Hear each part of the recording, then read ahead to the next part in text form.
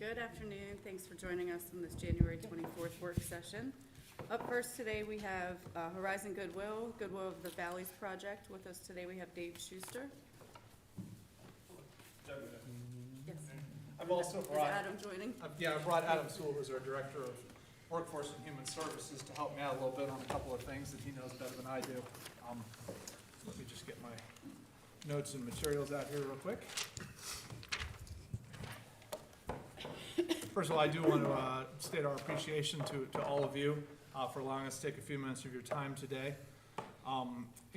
We are here, essentially, I realize that we have not spoken sort of officially about the status of our multifaceted project here on 200 North Prospect Street in quite some time, so it felt appropriate to come back and bring an update on that, as well as share some information about a very similar project being conducted with one of our Goodwill colleague organizations down in Roanoke, Virginia. So I brought some information for you all about that project. But I just want to start off to just encapsulate where we are with the project a little bit, and just, recognize that oftentimes around here I keep hearing about our focus on catalytic projects in the city as part of our comprehensive strategy, for a better Hagerstown long term, and recognizing that often should be in alignment with the objective of being inclusive, business ready, and sustainable. And I would say historically, limited access to necessary resources for portions of the city, particularly fresh and affordable food, has been cited, I'm aware of multiple times, has been cited as a concern in terms of economic development planning efforts in particular, not to mention if you talk with Meredith about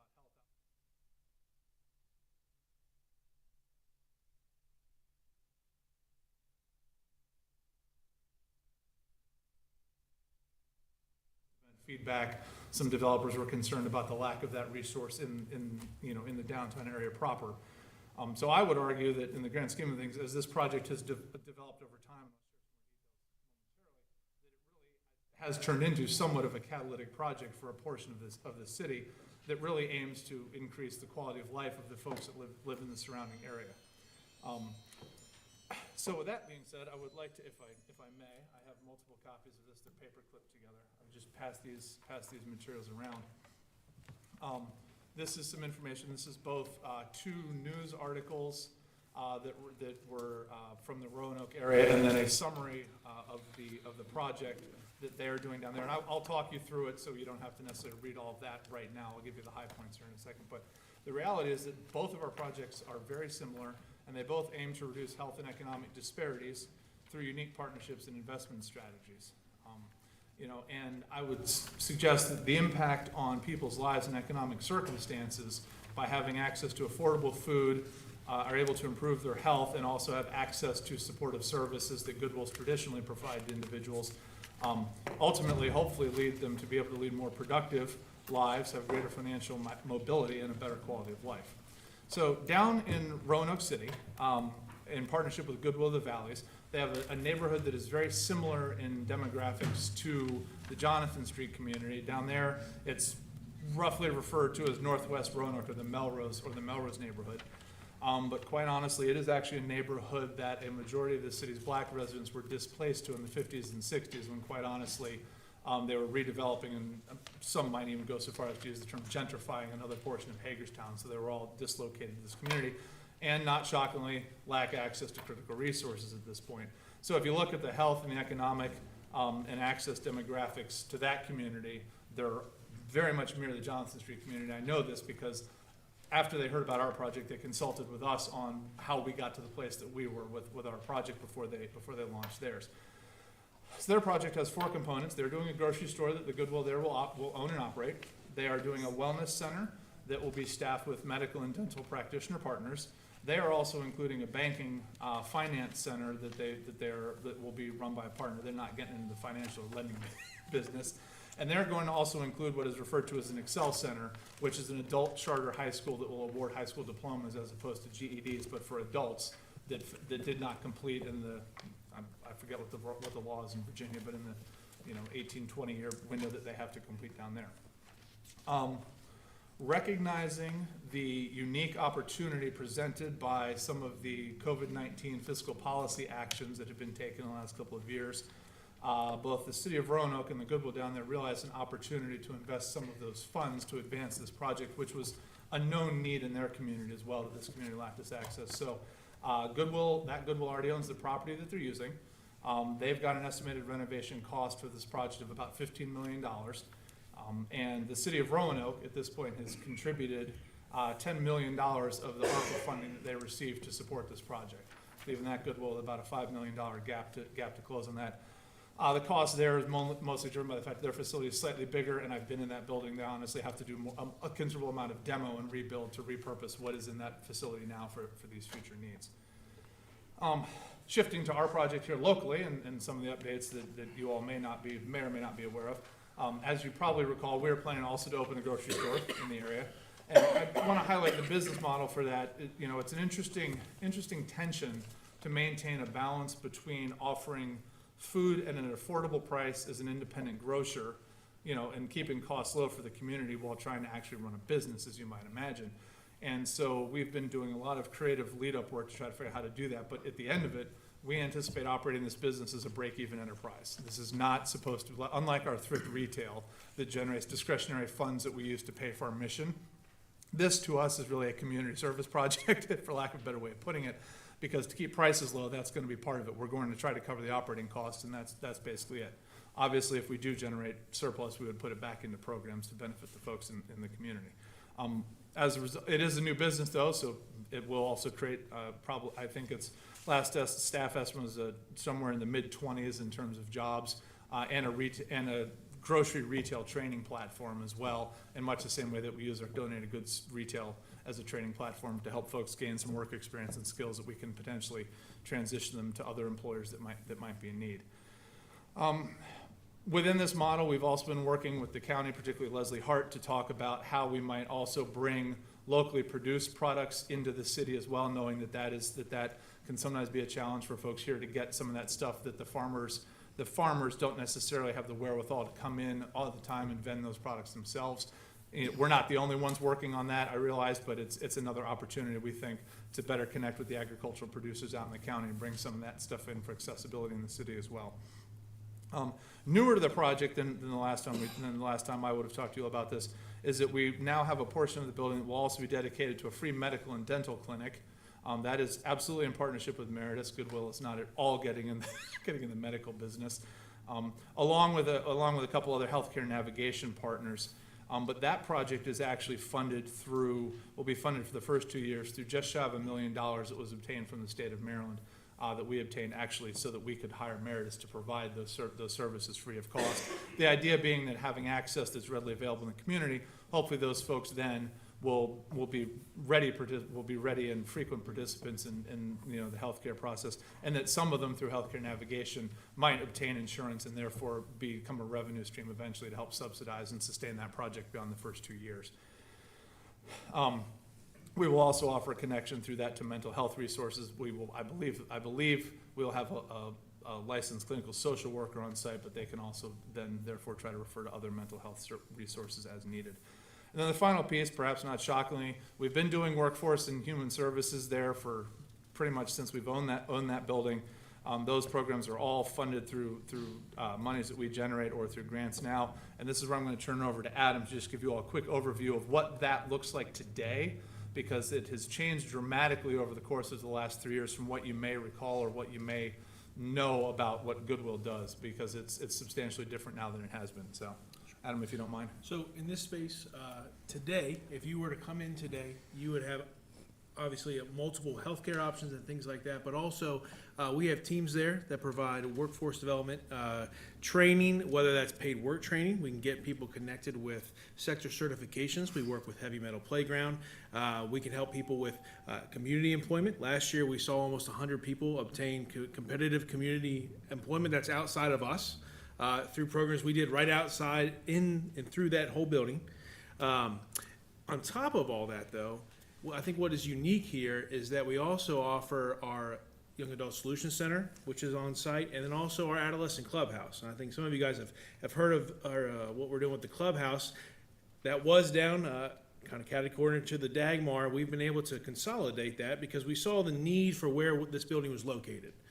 so that the clubhouse serves 11 to 16-year-olds. In fact, they're doing something right now as we speak. We have kids there. Our Young Adult Solution Center serves that 16 to 24-year-old range. And it's not just a place for them to be. It's a place for them to work on kind of what their goals are. We help them set the goals for what they want to achieve. All of the things that we do out of this space are person-centric. We try to provide as many resources as we can in one spot. We realize that in some of these communities we serve, when they're on site is when that's the best time to connect them with the resources, because we may not always get them on site again. So we've created this model that says we want to provide everything in one spot. So if you walk in the door, we can provide multiple areas of need for you, and maybe some areas that you come in looking for a job, and as we're meeting with case managers, you realize my greatest need is stable housing. We have housing navigators on site. Just in Washington County last year alone, we were able to provide 141 people in this community with housing navigation, which means, we were able to shelter some. We were able to help some, achieve goals of permanent housing. But as you guys, I'm sure, are aware, the housing situation here is challenging, and it can be difficult to navigate if you are balancing all the other things that you have going on in your life.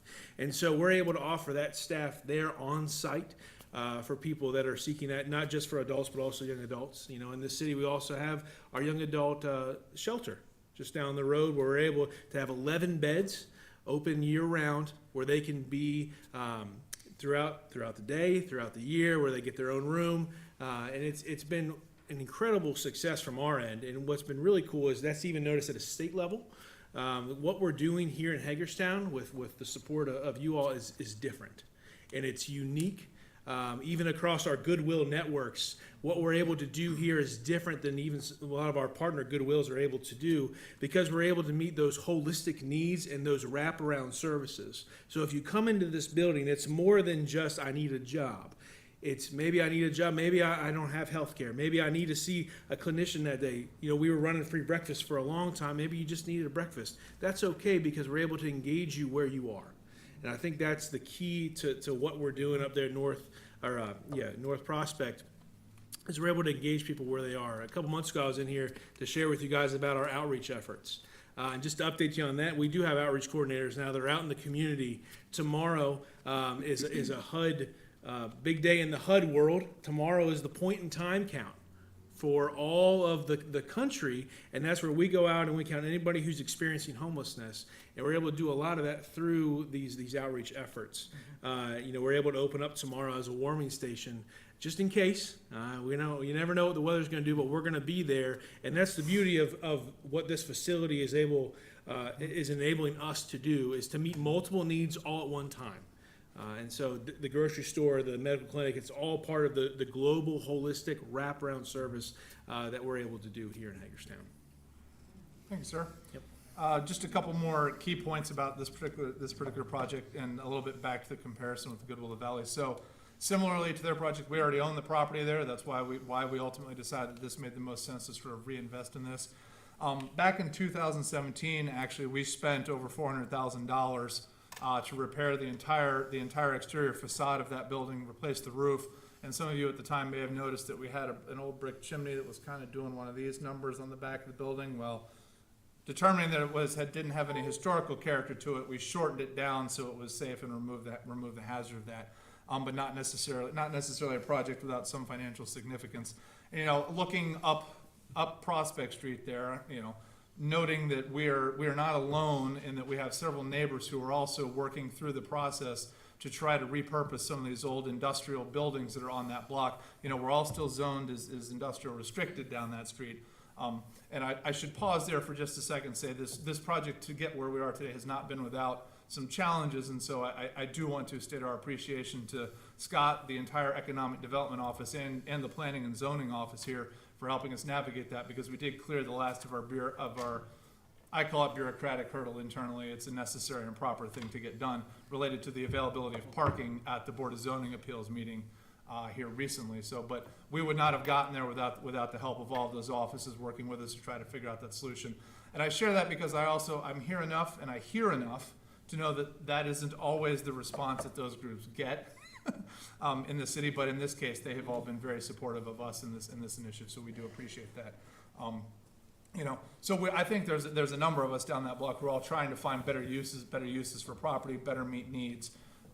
So in our particular case, because our building is a wide open space, if you've ever been in there, there's not as much demo for us to realize this project. You know, we've got to rearrange a few things, put in a few new restrooms and a little bit of improved office space. The most important piece will be a new entrance on Prospect Street for the grocery store side of the building that doesn't exist now. You know, that facade is rather imposing right now, and it's all brick. And we're going to actually take some of that brick out, put new windows in, and put a whole new entrance in on that side that will actually open up that side of the building to that street. And granted, not that there's a lot of traffic on a one-way street that passes through there, but I think it will still be an improvement. But we're right now, our estimated renovation cost, and we're in the process of finalizing design with our architect and general contractor now, is just over $1 million for our version of this project. We've also gotten some support from some other, some in-kind support, including an entire grocery store worth of fixtures that is being contributed towards this project from another local business, which is much appreciated.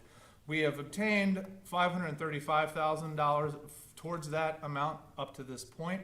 A majority of that is through another state of Maryland grant that was actually obtained by Meritus on our behalf, so we're kind of working together on this whole project, as you might imagine. We also have some private funds, both locally and from some other sources that have been accumulated for that. But at this point, what I would end with is just, you know, an invitation to consider, you know, the city of Hagerstown partnering with us on this to finish this project in much the same way that the city of Roanoke has partnered with Goodwill of the Valleys down there to bring their project to light and to address the multifaceted needs of their community. So I think with that update, we would happily entertain any questions or conversation. That's what we had today. I think this is fantastic. Yeah, I got to tell you that a week ago, but what you guys are doing is incredible, and I appreciate all the work that you do, and there's a lot of good things happening in that building, and our community's better for it, so thank you, guys. Well, thank you. We're doing what we can. We're doing what we can. Doing all the things, and yeah, it's much appreciated. Sometimes that's what it takes. That's part of what Adam's story was about. That's one of the things that we have realized in the last 3 years, that some of the traditional ways of providing services that many of us have gone down pathways for 1, 2, 3, 4 decades of doing it the same way. You know, I've heard the question asked before, well, we keep doing the same thing, we keep getting the same results, why do we keep doing the same thing, right? Well, nonprofits admittedly are often guiltier than most of not thinking innovatively around that. So we are endeavoring to be different at this point in time about that. And, you know, Adam is sharing, we have about 18 months maybe of evidence compiled so far that these different models of being much more intensive and also inclusive in how we serve people are producing more positive results for folks.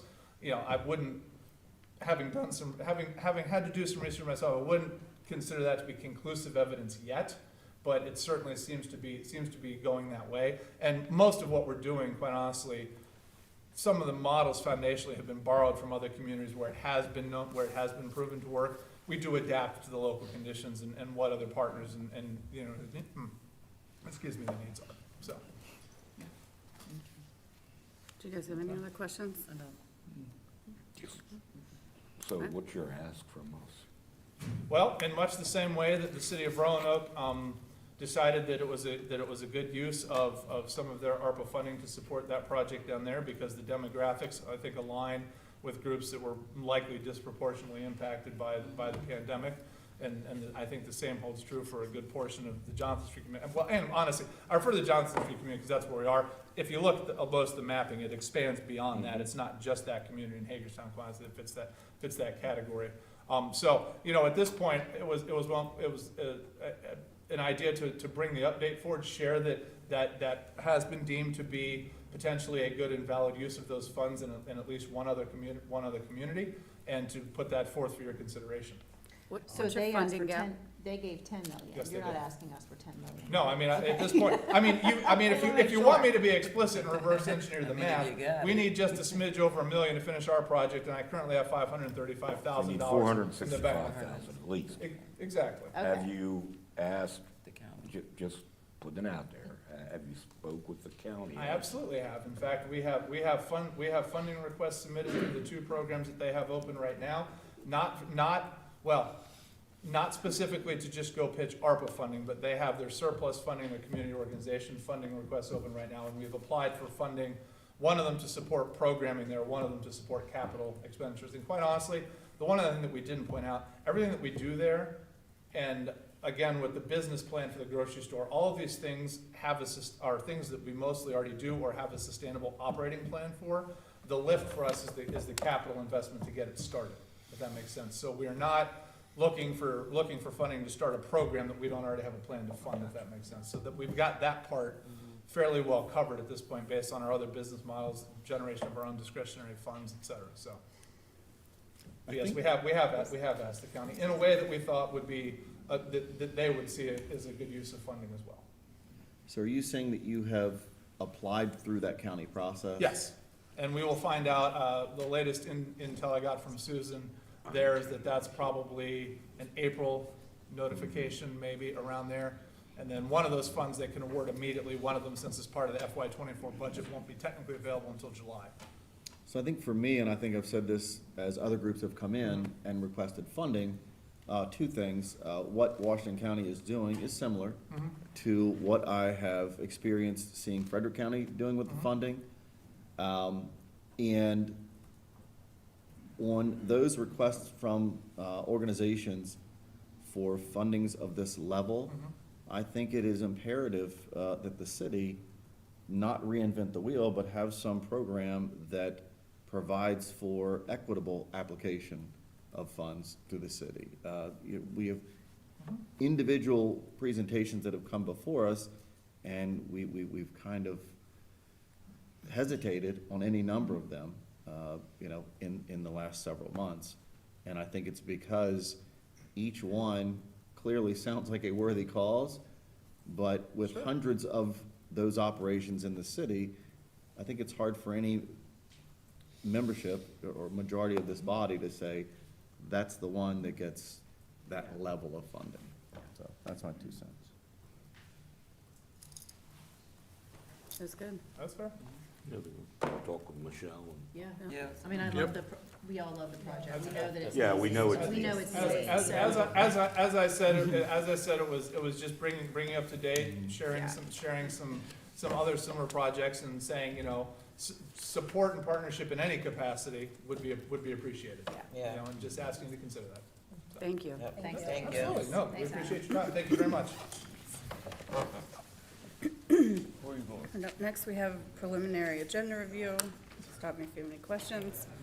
We have 7 PM regular session next Tuesday, January 31st. We'll call it to order, have an invocation, pledge to the flag, and the meeting schedule for February will be February 7th, 14th, and 21st, a work session at 4 PM.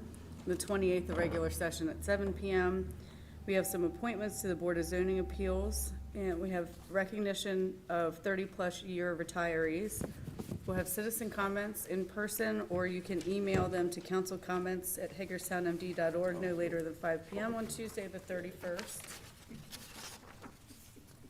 We'll have 2 public hearings, one for the Land Management Code amendments and one for comprehensive rezoning. We'll approve the minutes.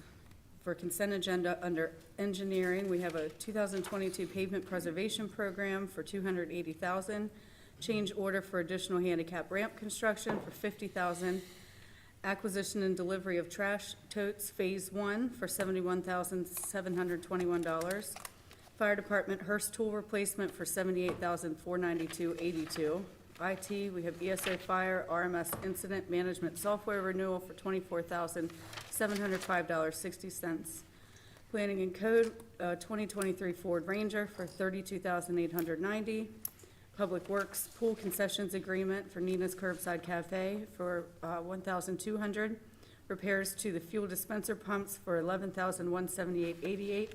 We're also adding July 4th fireworks display at Fairgrounds Park for $28,000. Utilities for water, we have an emergency purchase for $50,818.20. Wastewater grinder pump replacement program for $64,280. Wastewater engineering services for $63,860. Unfinished business, we're adding an ordinance conveyance of the land at 43-47 West Washington Street. We're also adding approval of an ordinance purchase of the portion of a parcel located at Heb Road. We have approval of an ordinance purchase of Meredith Holdings. For new business, we have introduction of an ordinance purchase of Wakefield Road property, approval of a resolution, approval of user agreement with Monocacy Aquatic Club for the use of Potterfield Pool, approval of a resolution, approval of user agreement with Hagerstown Fairgrounds Softball Association for use of City Park softball fields, approval of a resolution, inspection agreement with Meredith Medical Center, approval of funding for municipal electric lobbyist service, approval of lease holdover extension with the Maryland Department of Labor Licensing and Regulation, Division of Occupational Health, approval of amendments to the CDBG Annual Action Plan, approval of Invest Hagerstown City Center redevelopment application for 25 West Church Street Marketplace LLC, approval of Invest Hagerstown City Center redevelopment grant application for 34 West Franklin Street, and approval of temporary overfill of fire positions. Have city administrator comments, mayor and council comments. I'm gonna cry a lot, and then we'll adjourn. Good? All right. Up next, we have the Hagerstown Fieldhouse status update. Thus, we have Rodney and John Wack.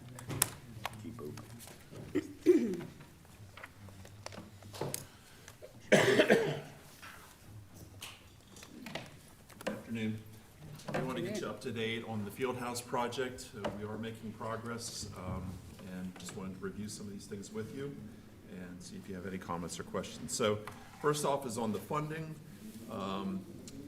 The sources of funding is shown on the memo. We continue to go after additional funding. Next week, we'll submit the George Edwards fund requests for $4 million. And I know the mayor and maybe several of you are actively involved tomorrow in Annapolis. John will be there, Scott will be there, petitioning the state for additional funding, and we're cautiously optimistic that that'll go well. So we'll keep our foot to the gas on that, and we work to get this project funded. I wanted to review a little bit with you the site plan. The site plan is the bird's eye view of what this center will look like, and a copy of the final site plan is in your packet. And you can see how the building is oriented on the site where the stadium used to be. The one thing I particularly wanted to bring up with you is how we're trying to manage the floodwaters when Town Run overflows. That Floods there? I've heard that it has, so, yeah.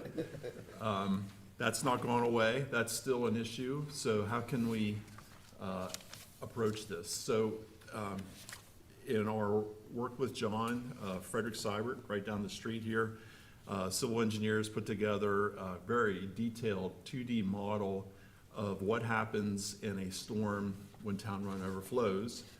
And there's a drawing in your packet that shows the blue inundation areas.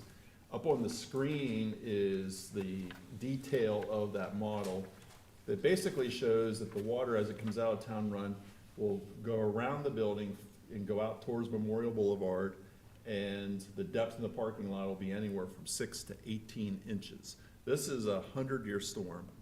The storm we had in September 7th, I think it was at least a 100-year storm. I think we got 4 inches of rain in 45 minutes, and we had lots of issues around town. This happened out there that day, is we had this much water running down through there because Town Run overtopped. The important thing is that the first floor elevation of this building is at least a foot above that elevation. As it goes through the parking lot and spreads out over the parking lot, the building will be high and dry, and that's the important thing. The people that are in the parking lot won't have to drive through the water. They can still access out to Cleveland Avenue through the 2 exits that are out there. But I just wanted everyone to be aware that this parking lot will still flood from time to time.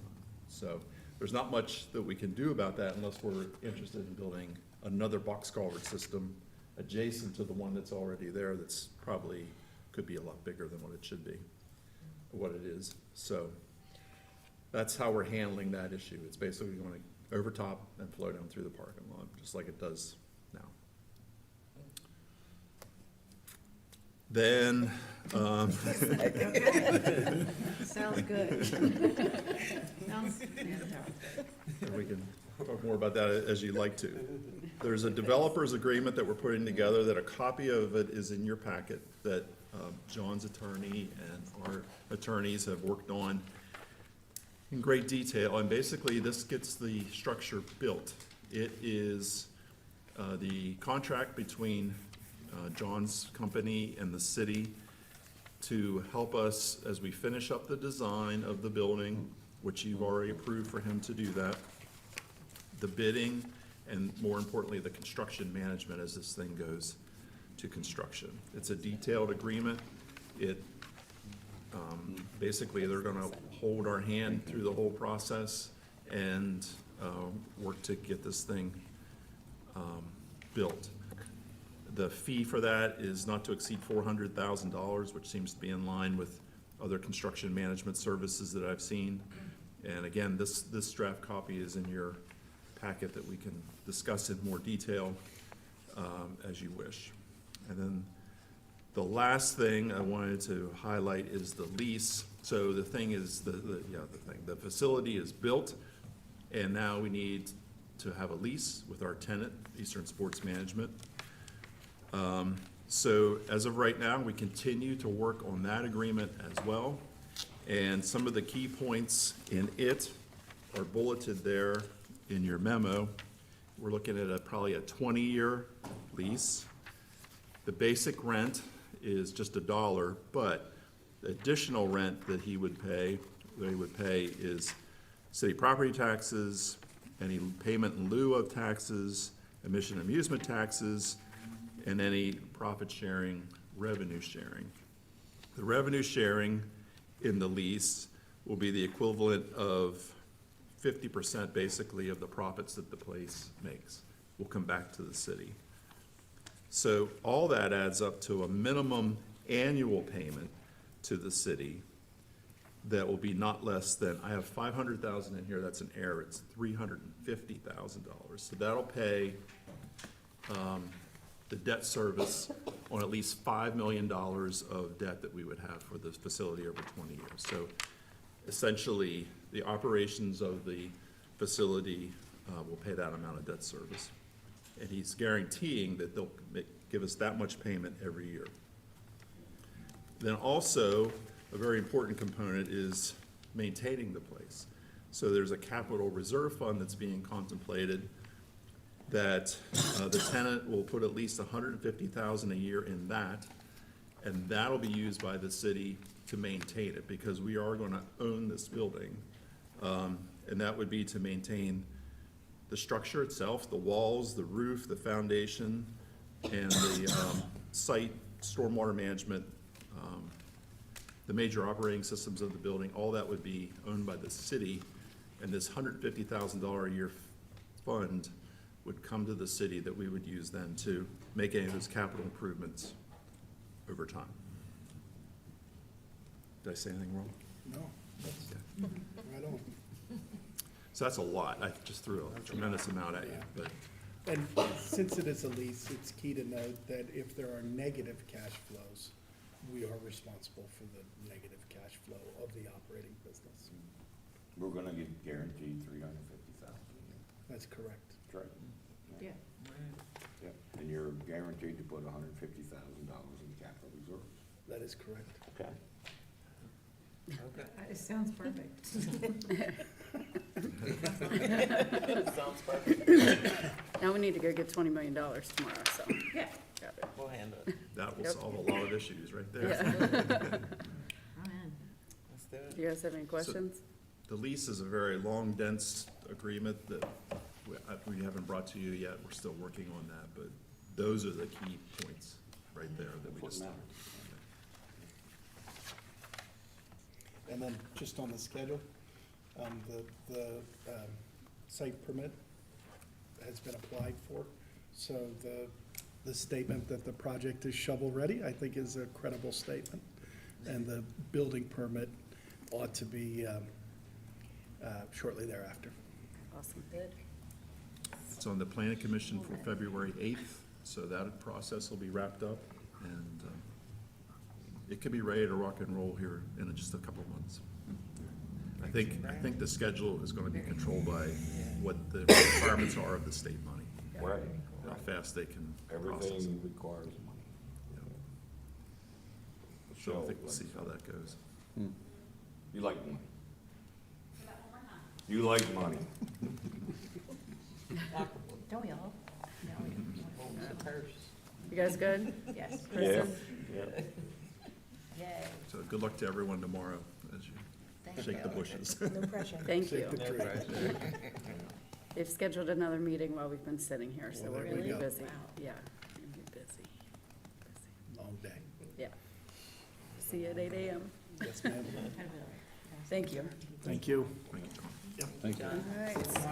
CSX Railroad Crossing upgrades, Park Circle, proposed closure of Summit Ave. So I'm gonna take 5 minutes and tell a tale of woe about all this that I think is important for everybody that drives across these crossings, Park Circle, every day, to understand how we got to where we're at. So this railroad line is owned by CSX. It's a siding. It's not a main track. It has one customer on it, and that's Conservat, south of Hagerstown. And twice, maybe 3 times a week, there's a train that goes down to Conservat. Way back in 2014, I started a process with CSX to have them upgrade the crossings. We were designing the cultural trail, and we wanted the surface cross, when I say crossings, I'm talking about what you drive over, to be improved where the cultural trail was, and the crossings themselves where the vehicles go across at Walnut, Virginia, and Summit. And that didn't go anywhere. And the crossing at Virginia Avenue was a mess at that time. So we really wanted to get something done there. So I contacted State Highway, and they have a program where they fund crossing upgrades. So in 2015, they said, yeah, we'll do it. We'll have it done by 2017. Nothing happened. Lo and behold, Columbia Gas had a big leak, right, if you remember, right at Virginia Avenue, right where the cultural trail is. When they did their repair, they widened it and they fixed it so that the cultural trail crossing is good. So that solved that problem. Finally, in 2019, 5 years after this started, CSX started a design process. And then as they worked on that for a few months, they came back to us, if you'll remember, and they'll say, you should close Summit Avenue because we don't like 3 crossings so close together. We talked about that. We said, we don't want to do that. And then last June, they said, okay, we're going to update these crossings, but now you need to sign these maintenance agreements. So I don't know if you took the time to glance at these maintenance agreements, but they're the worst documents I could possibly imagine bringing to you.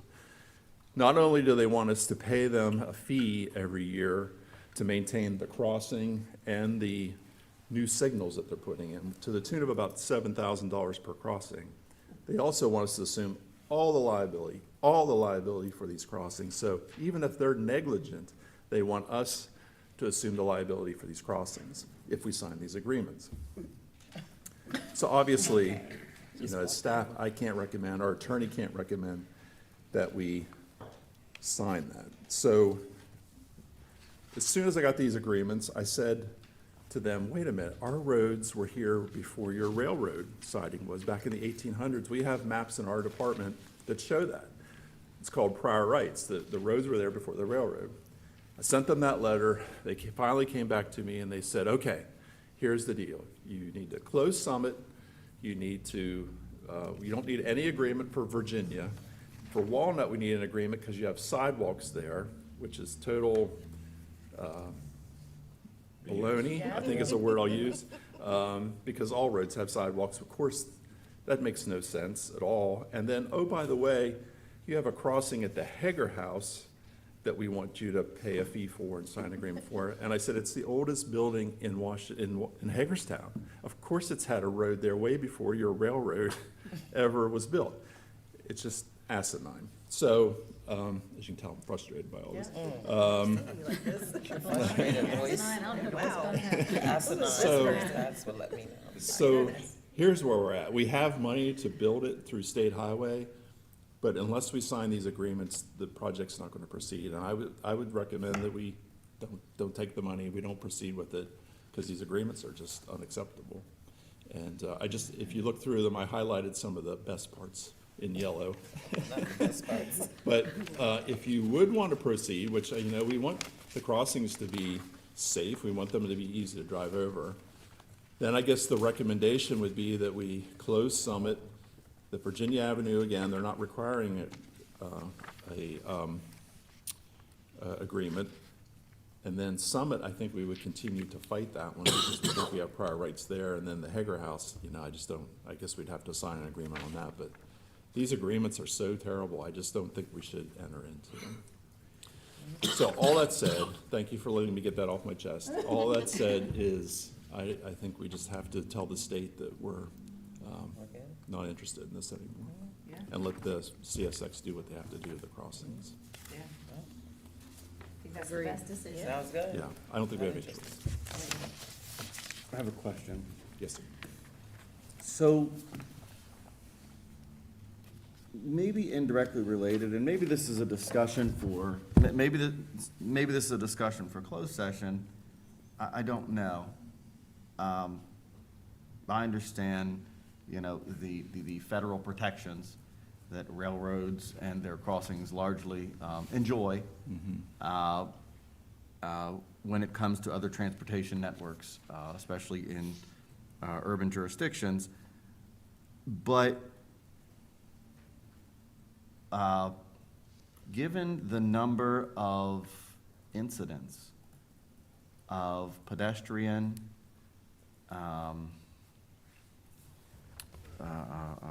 safety issues, folks being able to easily get up to the tracks and go over the tracks and things like that, and finding themselves in situations where they're harmed by the trains, do we have the ability to require better protections? Because, I think to myself, let's take the Gold Mile for an example, right? And there were a number of years where that became a pedestrian crossing concern. And the ultimate resolution, in order to benefit that public safety, was to put, fencing down through that area. And so I just, given the number of incidents that we hear about, that we read about, that happen, and how open the railroad track system is to the potential altercation with pedestrians. Yeah. Do we have the ability to say, okay, but, you need to fence or somehow better protect these areas from, pedestrian concern? Just at the crossings you're talking about? No. The whole length of the, You're talking about fencing in all the railroad tracks. Like up near like Burhan's Boulevard, like that area. I don't know. That would be something that we could definitely research, though. And I don't know, it's never in my career here been our responsibility to make sure the crossings have adequate safety gates Correct. and all those kind of things. That's always been on the railroad. And I think what's going on here is they have a siding that they can't afford to maintain, so they're looking to us to fund it for them. Because if you think about these three crossings, the one on South Potomac Street, that railroad crossing is terrible too. And it's the same one going down to Conservative. They can't afford to maintain the track, so they're asking, us to do it, Right. basically. So, And all I'm saying is, as these locations and the extension of those are used more frequently by pedestrians, and there are less personnel, it appears, that are quote-unquote policing that from occurring, yeah, both things are happening. One, folks are using them in a more potentially detrimental manner, walking-wise, and two, the interaction between vehicular integrity of navigating the crossings with the amount of pedestrian activity so both of those equations are only becoming more dangerous, and not by any action of the pedestrians or the jurisdictions, but the operations of the railroad system. Yeah, I don't disagree. And I think that when the allowance occurred for the double-decker train cars to come through, I think it only, expands upon that potential. Yeah, there's more. For detrimental impact. More freight being moved all the time. Well, I think there's more freight, I think there's more fall area, you know what I mean? You're going over top of areas that are not as stable as they should be, with heavier freight, with taller box equipment. I mean, you can't expect to do those things, at a higher level while you decrease the public safety component associated with them. No industry that I'm aware of in governmental operations, or business for that matter, move in that direction. They always move into the side of, more safety regulatory measures, not less, or abandoning them. So, Well, here they said they'll put up the safety measures as long as everyone else pays for it but them. it's just odd, you get No, to thanks. double the height of the boxcars, but then there's nothing changed as it applies to the stop bars and the gates and things like that. You know what I mean? Yeah. To ensure that fall distance is properly maintained. Or that the tracks have the same stability to carry that in the same manner, as previous. So I'll put together a letter to send to the state highway, I think basically saying, we can't sign these agreements, Yeah. so. Okay. Sounds good, thank you. Thank you. All right, up next, temporary overfill of fire position, Battalion Chief Hopkins. Good afternoon. Afternoon. I believe Chief Lord has previously briefed you on this, but our request is to immediately overfill one firefighter position. So we currently have 5 vacancies, and we're preparing to fill those with candidates from our well-qualified list after a testing process. And it's gonna allow us to do a shortened recruit school. We have a 6th candidate that we can do the same with, that's in the same training category. We were forecasting 6 additional openings this summer through anticipated retirements, and 2 of those have already told us it's gonna be July when they're gonna pull the pin and retire. We also have a constant rotation of personnel that we're sending to the CDL driving school, which is 7.5 to 8 weeks at a time on day work, so they're off their shift at that point. So we're always gonna be operating at a deficiency, because our goal is to send 2 or 3 people each time we have one of those. This is gonna allow us to best balance the current budget limitations against near-term future staffing requirements. So our request is to overfill by 1. You have any questions for me? That was good? Nope. Good. Thank you. Thank you. Thank you. All right, up next, we have gatekeepers. Bill Gartner. Welcome.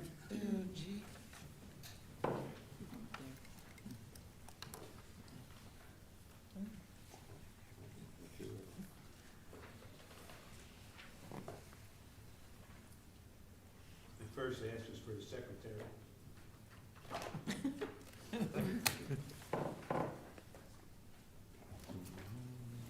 Need some help?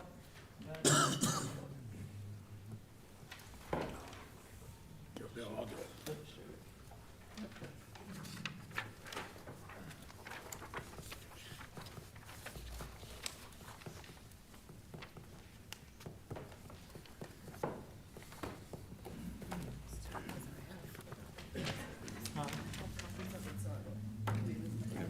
I have a copy too.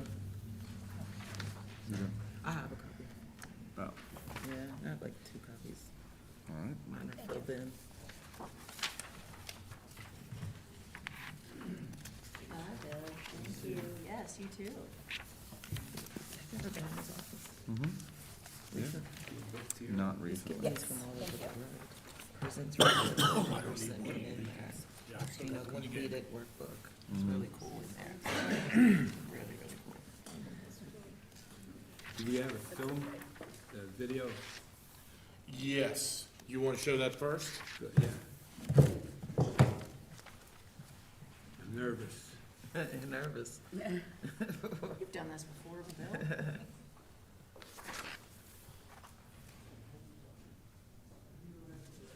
We're nervous too, Bill. Yeah. Okay, Bill, should be coming up. Thank you.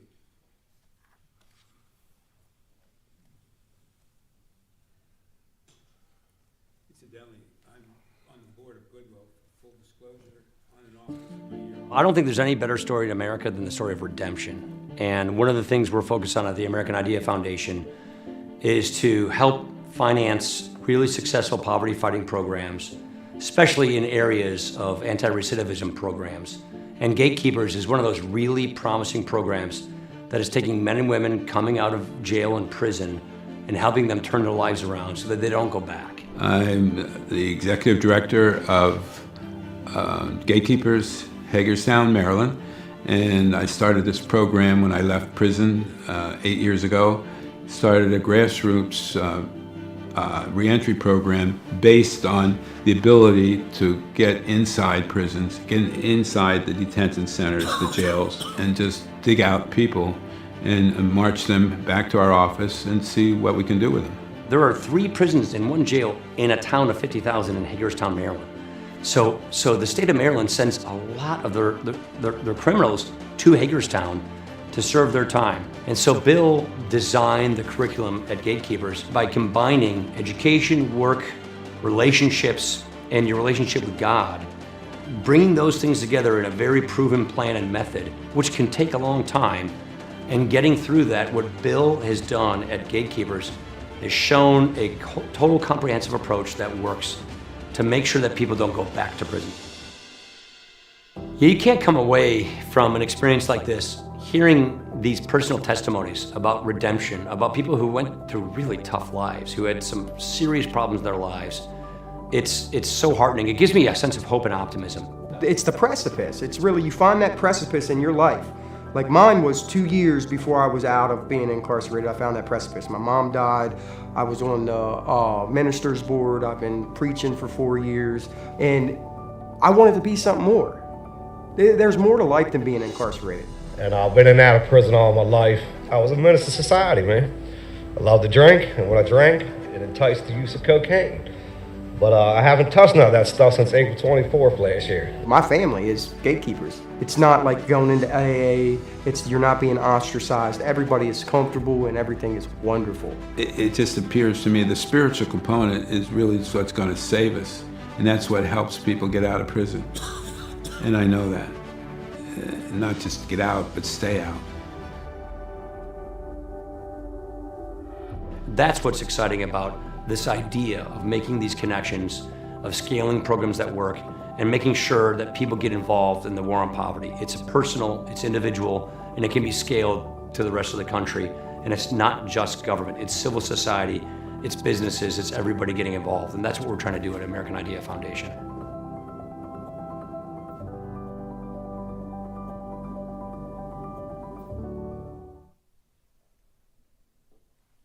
They get you in the door with a free weekend trip or dinner or sometimes just a Visa gift card. Then they tell you it'll only take 90 minutes. That is the first lie they tell, but the line doesn't really stop after that. On this video, I'm going to take a minute to reveal the 3 biggest lies the timeshare salesman probably told you and what you can do about it. Every year, over 150,000 timeshare owners come to us for guidance on how to get out In Washington County. And Paul Ryan is on the board of directors at the Leo Foundation Notre Dame. And his whole precipice is the war on poverty. And so he went around and selected 4 programs, and ours was the only reentry program in the United States that he selected to work with. Gave us significant money, $135,000, and yesterday just invited us down.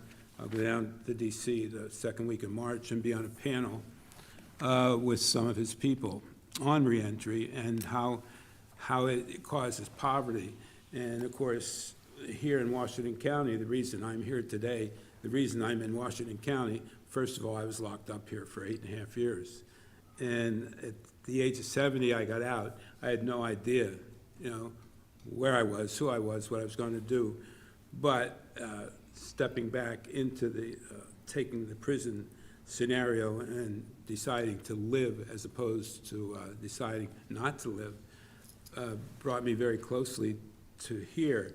And I mean here, this book, which now is in tablets around the country, we're in like 800 prisons around the country.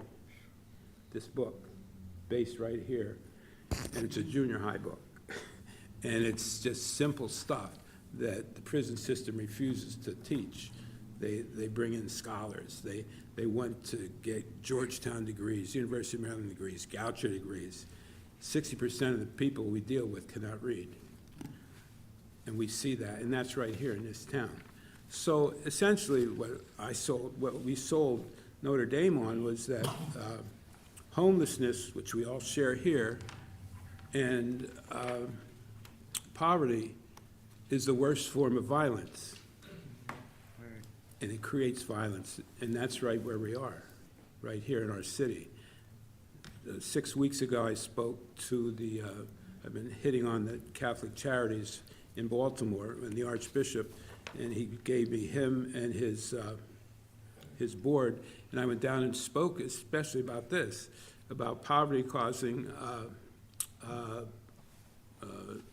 all the stuff that happens in the cities. So Catholic Charities used to be here. You probably remember they were here, and they pulled them out. They're in Frederick, but they're not in Western Maryland, here in Hagerstown. So I went down and hit on them to try to bring something here. And I said, all the money you spend trying to heal the city of Baltimore, you're missing the same thing. And that's why I'm here today. We're missing the same thing here. If you get inside the prisons, you can start healing the stuff that goes on in the city. All the prison is like a city. If you remember, we testified about 3 years ago down in Annapolis, and I said this very thing. I said, Baltimore, everything that happens in the prison happens in Baltimore, or happens in Hagerstown. And the red light went on, and the guy said, Mister, I'll give you a chance to recount that. And he said, you're saying Baltimore is a prison? I said, of course not. No. But that's exactly what happens. Inside the prisons, and having been locked up in several of the prisons around the state, including one in Baltimore, the gangs are there, the drugs are there, everything is there that's in the cities that we can't, that we're trying to stop. So essentially, when I started Gatekeepers, it was a love affair with this place, because when I was July 21st, 2005, I was standing in the middle of the highway trying to get run over by trailer trucks at 10 o'clock at night, having just plummeted my ex-wife and gave up on life. My businesses were done. I was done. I would have been homeless the next day. And I was totally done. And I was not drunk, which I had been most of my life to that point. And I said, I'm done. And all of a sudden, the fire trucks came, both sides of the interstate closed, and they picked me up and put me in the Baltimore County Jail for 5 months. And then I was sent to Hagerstown, to Roxbury. Thursday morning at 8 o'clock, I'll be in Roxbury giving the Business of Living program. And that to me, and I'm here tonight, and when I started this in the bowels of the old penitentiary in Baltimore City, which was built in 1890, and 5 o'clock in the morning, the COs would let me get up and get coffee, and I started writing this book. And that was 2012. And from that point, at 5 o'clock in the morning, to be hearing with you people, and you all have a purpose. I like follow your life and what you do here for the city. One thing that's missing is we don't get involved with our prisons. Now, we think the prison is just the state, but our detention centers where it's all happening, that's where a lot of this stuff comes out. We got a guy out today, showed up in my office. I said, how'd you get here? I walked. He just got out of the detention center. He walked from the detention center to my office, because that's where he's told to go, and he had no ID. He had nothing except the clothes on his back, and he's supposed to start a new life. And he's one of our citizens. And that can't happen. And the reason it happens is because they don't have enough COs there. They just don't have enough. The reentry coordinator from from Washington County and the Day Reporting Center is the same person. They have 370 inmates, 350 men, 20 women, or something like that. And they're all our people. It's 8 o'clock today. I was in the Day Reporting Center. Every Tuesday I'm there at 9 o'clock. And ever since it started, and I do the Business of Living program. And we had 4 people. Only 4. Why are there only 4 people there? And so there's just not enough resources. I mean, the resources are there, the Goodwills, they're great. And a lot of us are just working together, but there are not enough correctional officers, there are not enough psychologists, there aren't enough, and nothing's ever going to change.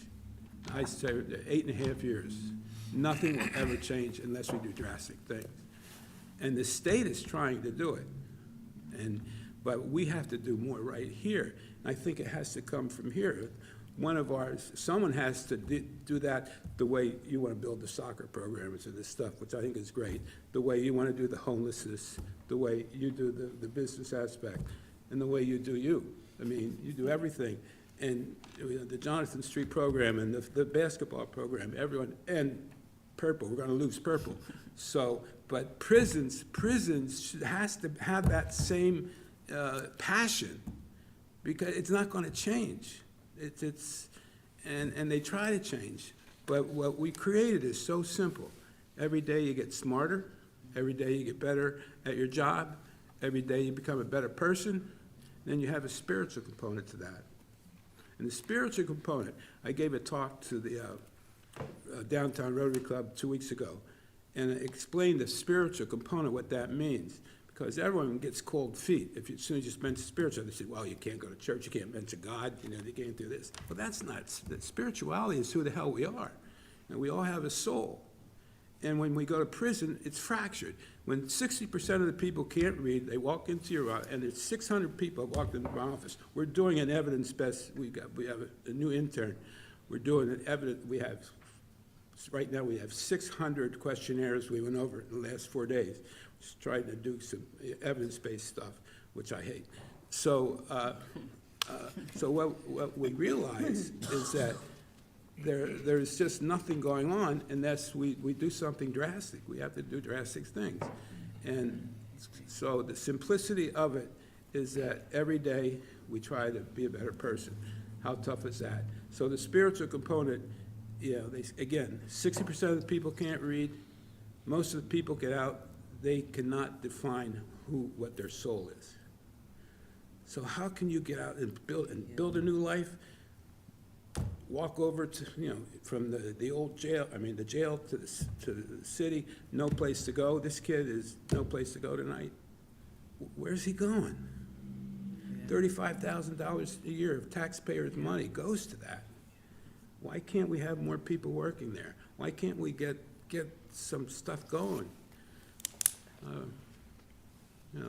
I can go through a lot of stuff, but that's my ask.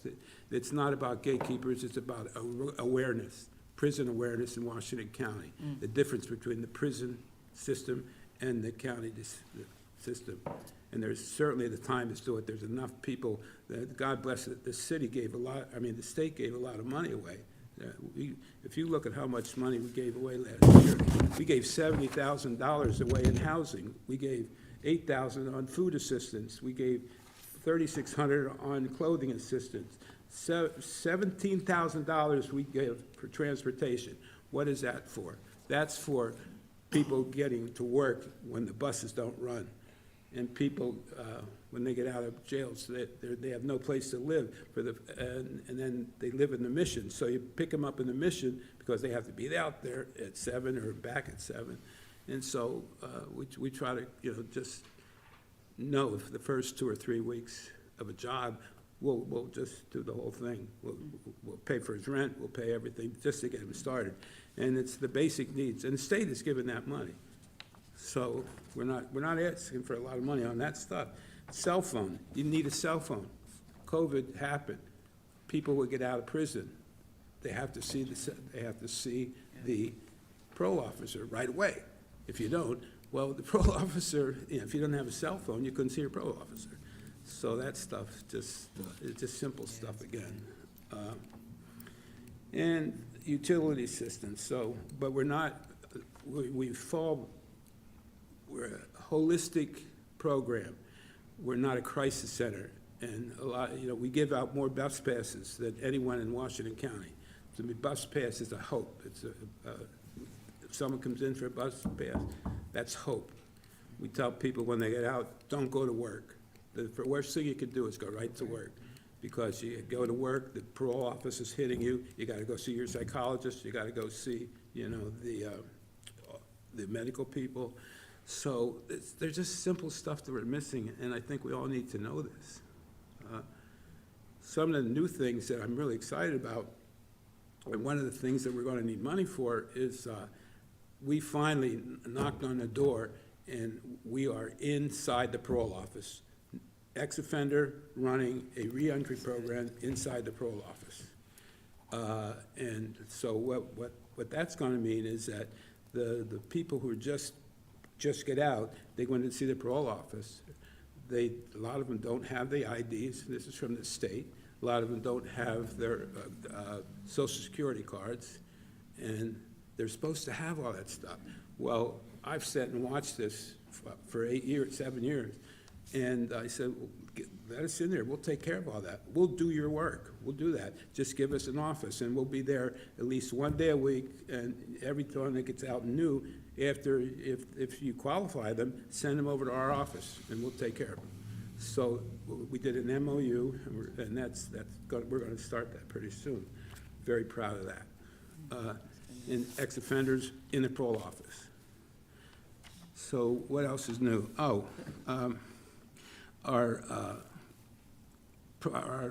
The program, all the prisons are now getting tablets. And in the tablets are programs. We're right now we're going in to be in all the prisons in the state of Maryland, our program on the tablet series.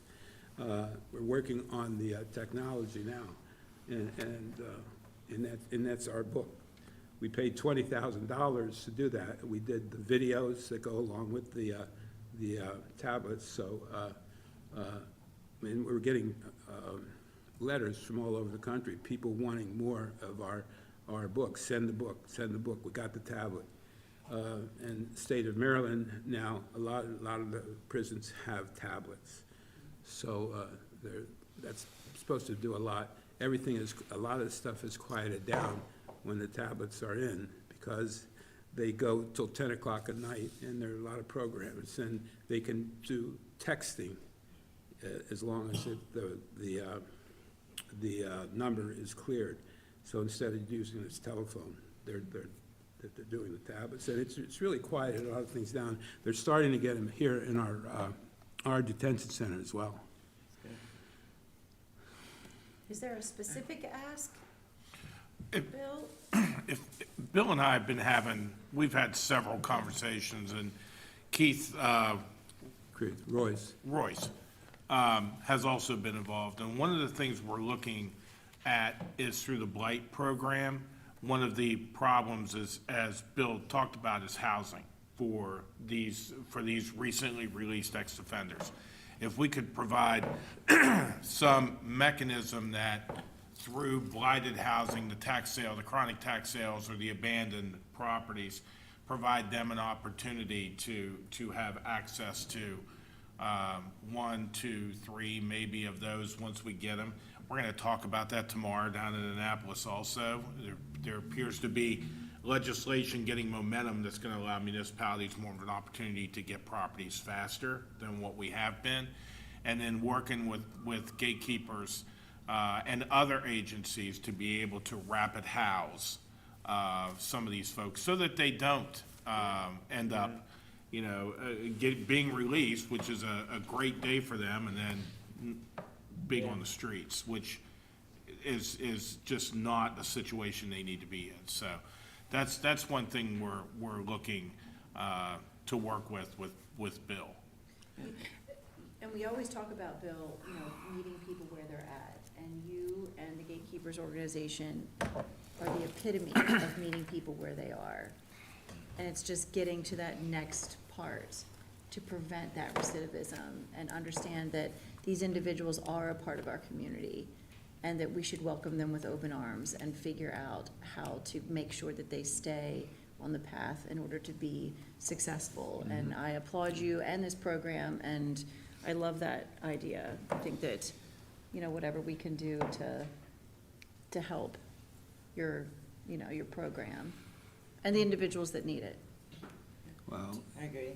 there's certainly enough that need it, as we know, but they're mostly our people too.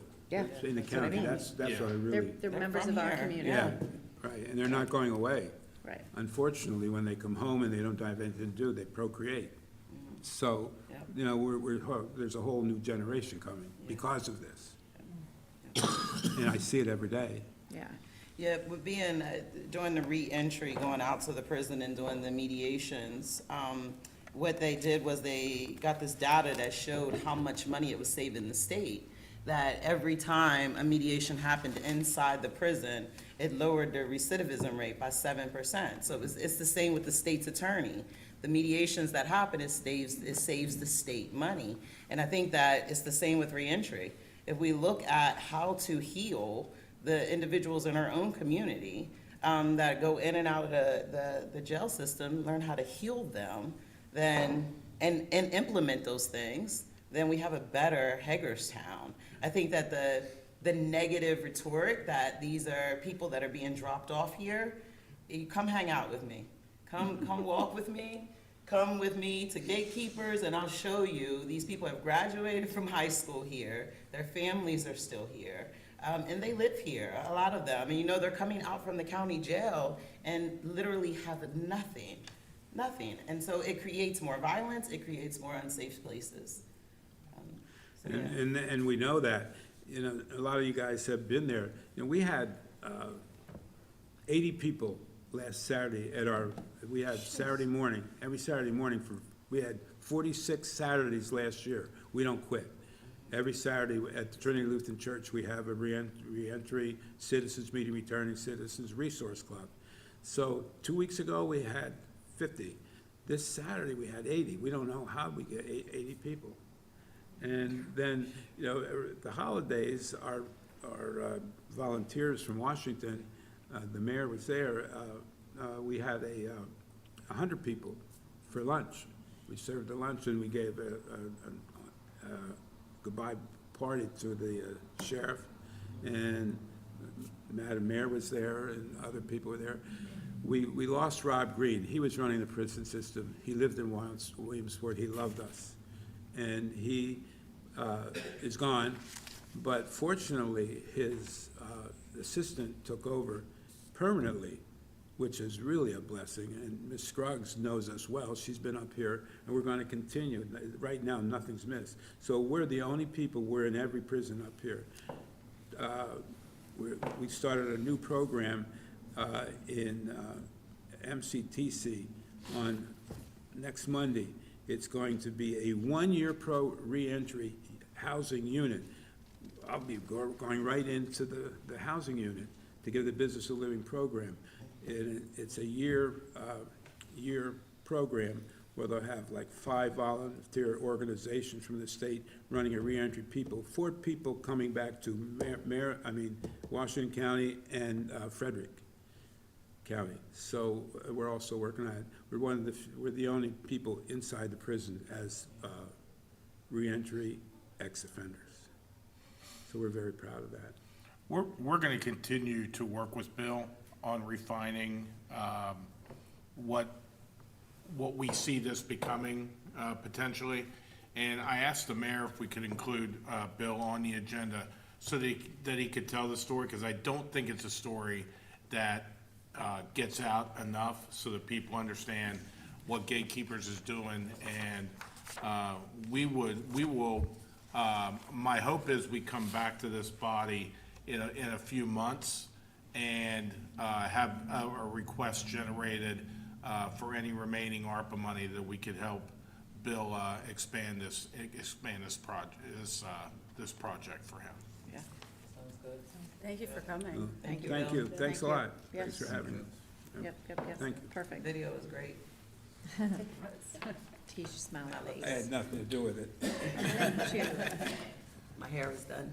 All right, up next, we have the current rental market, rent assistance availability in Hagerstown. With us today, we have Jordy Newman, who's the president of Community Action Council. We have Alan Johnson and Mike Stanford from the Washington County Landlords Association.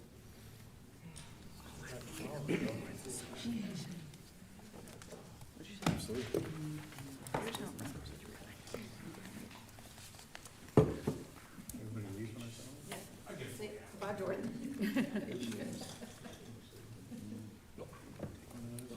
Community. Oh, thank you. It's in our packet. Oh, it is. Hey, Julie, go in a minute. And we'll put out. You're not setting me up. Yeah. Oh, is there a hill protection? We're making a sandwich. A Jordy sandwich. Yes, we did. Hi. Mike?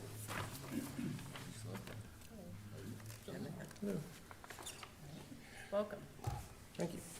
So I'll just go ahead and kick this off. The request or the interest was made back in the fall, I believe, based upon some correspondence that council was getting about the rental market and the increased rents that were being experienced, and then and then also the availability of funding that was being offered out there through various federal programs, and try to get more information on that. So I reached out to Jordy and Alan and Mike and spoke to the mayor for Jordy to come in and talk about ERAP funding and other assistance that is available out there, and then have Mike and Alan talk about the current state of the rental market, what they're experiencing out there, and to kind of educate all of us on what is happening,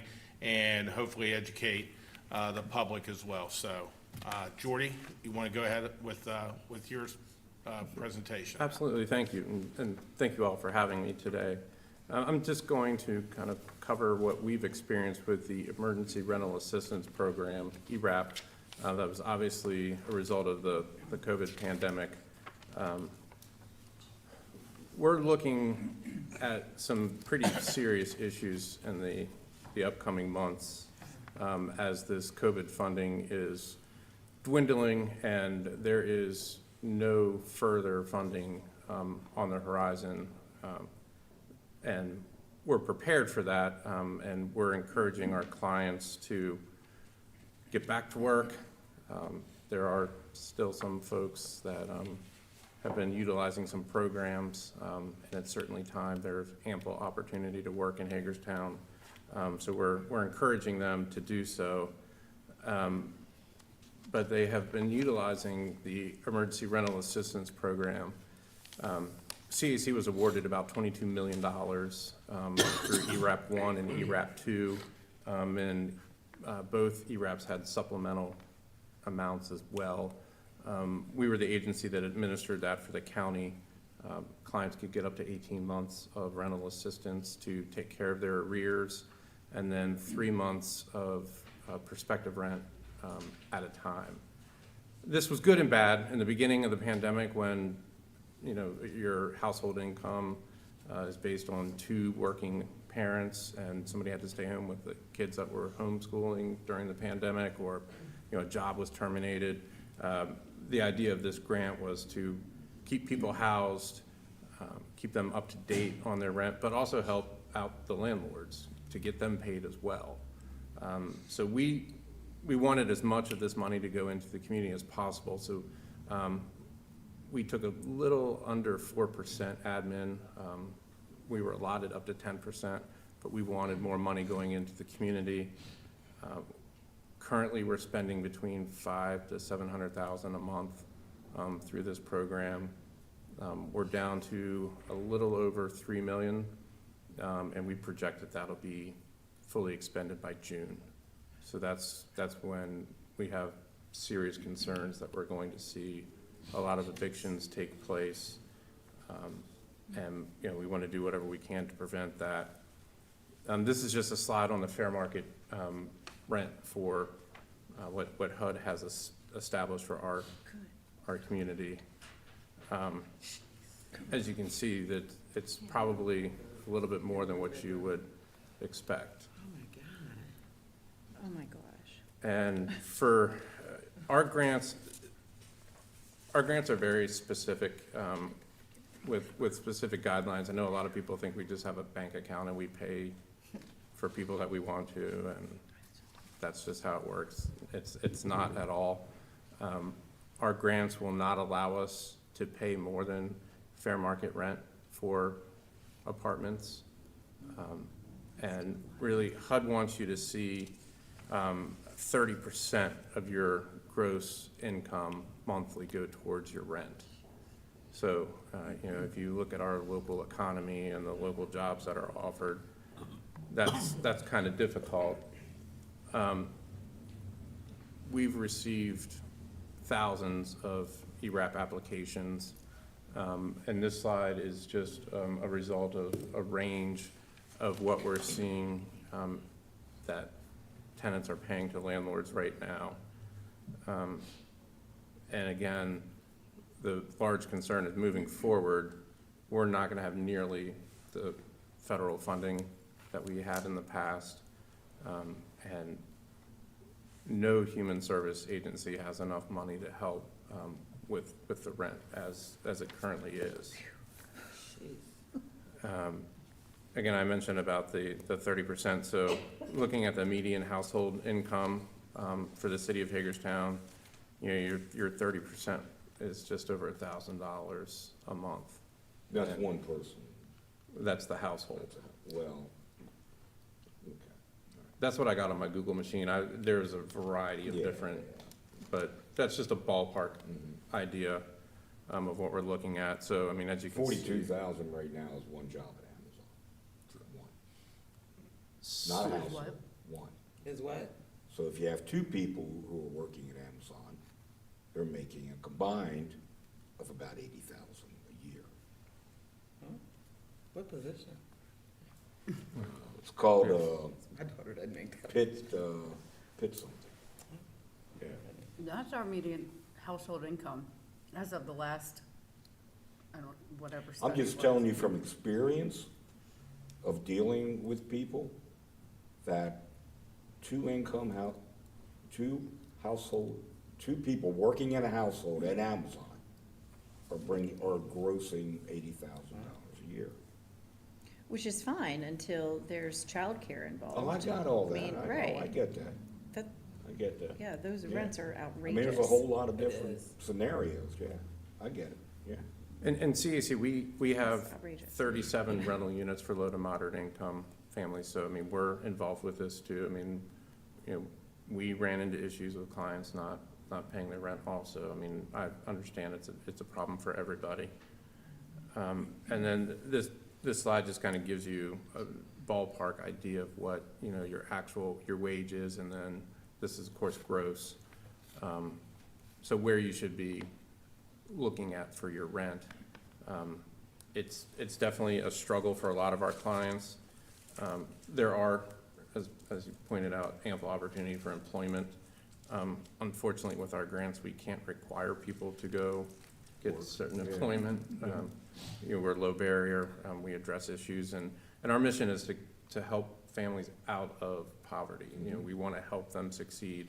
We're not there to pay their bills every month. We don't have the funding to do it, and it's really against our mission. We want to see and we'll help families succeed, but we're not there as an entitlement. You know, we're there to help you address your barrier and everybody move forward. Jordy, when I was downstairs and we dealt with CAC, when it came to utility assistance, we had pre-COVID, are the frequent flyers that we saw every year. And just as they probably weren't paying utilities or weren't able to pay utilities, many of them weren't able to pay rent or weren't paying rent. Have you seen any change in that movement of frequent flyers post-COVID moving into more productive income? Our energy department is on pace to receive over 4,400 applications again this year. And, you know, that's after a lot of the utility arrearages were taken care of, and people that were in the home energy program received additional funding in the previous couple of years. So unfortunately, we're not seeing a huge change. And we struggled with that. I mean, during COVID, we struggled with that. Once, you know, when the utilities don't have to be paid, the rental moratorium wasn't paid, that becomes unfortunately a way of life for a while. And our utilities struggled with that. And We struggle with it too. yeah, because that's where they're coming to you. And I know you all struggle with that. Right, and with ERAP, they have 18 months of assistance. Right. And that includes utilities, so there's absolutely no reason for anyone in Washington County to be behind on their utilities. Right.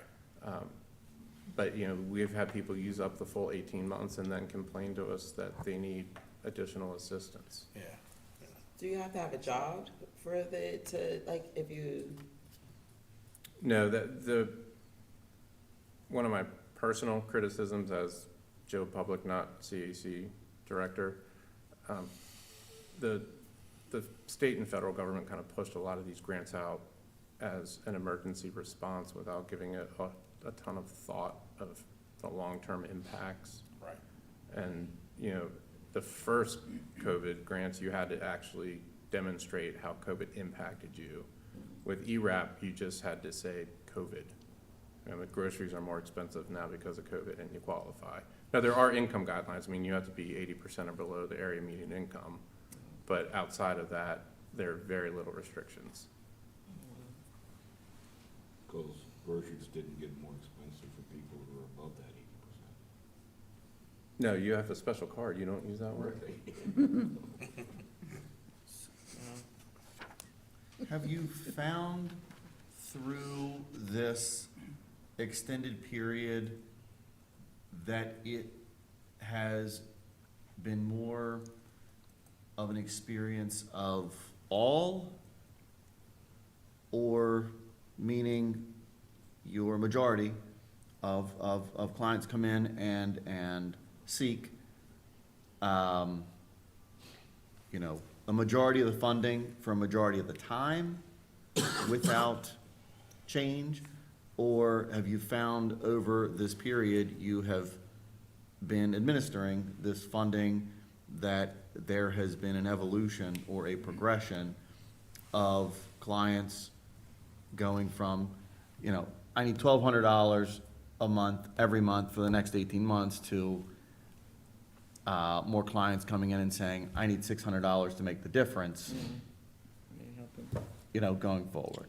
Has there been a progression? Because in my mind, the expectation would be that at the outset of this funding, it's that emergency purpose. And then when you're 18 months removed, and things have become more expensive for a myriad of reasons, that there isn't that level of necessity.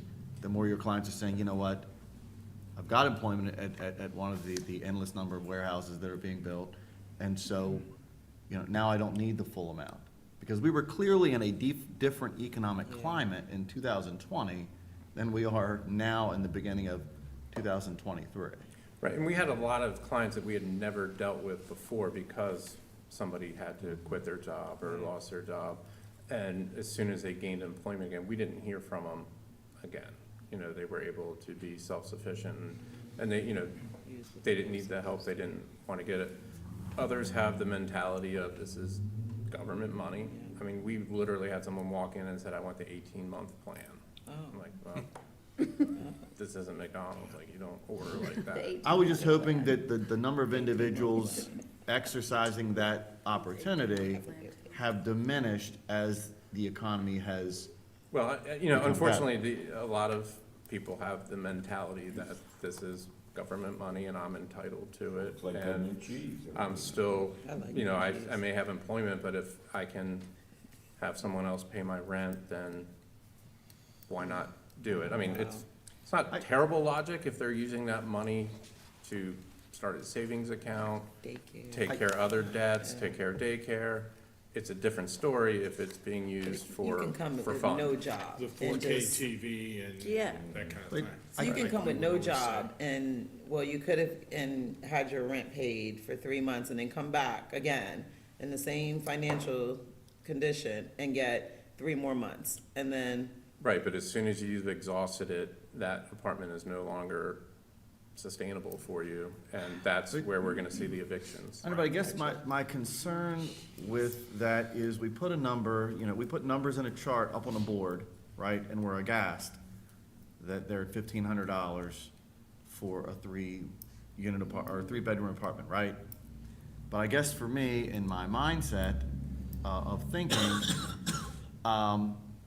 that same apartment in 2020, let's say, was $950, okay? $1,000, make it nice and simple. I guess my thought was the program would work in the manner that maybe that was the immediate need, but as that apartment cost has increased, I've gained employment, and now I don't need the $1,000, you know what I mean? I'm using $800 of my own, and then supplementing that with $700 of this program to get to the $1,500. Unfortunately, we're not allowed to put those restrictions. Not on the restrictions, grant. I'm asking if you've seen that evolution. No, I mean, people are asking for the full amount that they That's what I qualify wanna for. understand. So it wouldn't have mattered whether And it that's was just this 2020 grant. and it was $1,000 or 2023 and it's $1,500. The amount of ask hasn't changed because the motivation out of that condition hasn't changed. Right, and that's part of the problem with this grant from the beginning, is, it was almost established out of fear of what's going to happen, rather than kind of taking the time, and ERAP 2 should have changed the guidelines from ERAP 1, but I don't have a lot of pull in the US Treasury, so. Well, I guess when I asked this question, and we were getting the emails some months ago, and I asked this question because, I got a gentleman who emailed and said, hey, I'm in the north end, this is happening. It went from like, $1,500 to $2,700 with my new lease. My question was very simple, what are we seeing out there within the market conditions of Hagerstown? Is it economically driven or is it funding availability driven? Like, to me, no matter what we do at this table as it applies to that guy's question, what you're providing is a completely separate item of my curiosity than that separate situation. Well, and Because we're not gonna be able to solve what you're providing here, we're not gonna be able to solve. Right, and there was no limit on what we could pay for the rent. Like, I mean, if your rent was $5,000 a month, we paid $5,000 a month, which was the result of, some landlords deciding to increase Just gouge. their rent. Yeah, But it's gonna get to a point where it's not gonna be That's a big sustainable. jump. So Yeah. you're either gonna make your rent appropriate, or you're gonna have a vacant unit. And that'll be up to the individual landlords Right. and that's how. to decide what they wanna do. I was expecting to hear there was a natural balance, The Theoretically, funding that'd be availability to folks was commensurate with folks, having additional employment opportunity with landlords increasing rent as it applies to economic impacts they have. And what I'm hearing is, you know what I mean? Both parties at separate points of that perspective are doing absolutely different things. Landlords are raising rent, to the degree that the market will bear, and individuals seeking funding for that process are doing so to the degree that the market will bear. Which is why when this grant is fully expended in June, most likely at the latest. There's a real problem. That's when we're gonna see the real problem. And, you know, it's unfortunate, but, you know, we've encouraged our clients from the beginning, every time they come in, like, look, you need to get employment, this money is not gonna be there forever. And they just assume something else is gonna come along, and it's not. And I don't have any illusion that that lag is not going to occur. I think my expectation as an average citizen, is that a lot of the signs we see of employment opportunity will start coming down. I mean, because clearly we have the economic fortitude within this community to support a level of employment that is way better than it was 3 years ago. Yeah. So we should see that lag happen, and from that lag, a rebound. Right, because then you have We can employment, you hope. invest in the economy, you spend locally, you're able to afford, I mean, it's supposed to create that generating effect. So I- You're using logic. Yeah, that's very hopeful. I tend to do that. Can't do that. No, you gotta use your heart. I think the email he's referring to, and we've gotten, I mean, probably 20 of them, is people reaching out and saying, you know, my rent was $1,100 a month and I could afford that, or my rent was whatever, and now it's a lease renewal and it's going up to $2,200 a month. There's no way, how is this legal? What can you guys do about it? And so I think that's kind of what spurred this conversation too, because we're getting that more and more often. The answer is we can't do anything about it. I don't wanna come to June and have this knee-jerk reaction at this table, and I talked to Scott about that, of going, oh my goodness, we've gotta set some, like, you know, controls, because that isn't going to solve the impending production of events that you've laid out.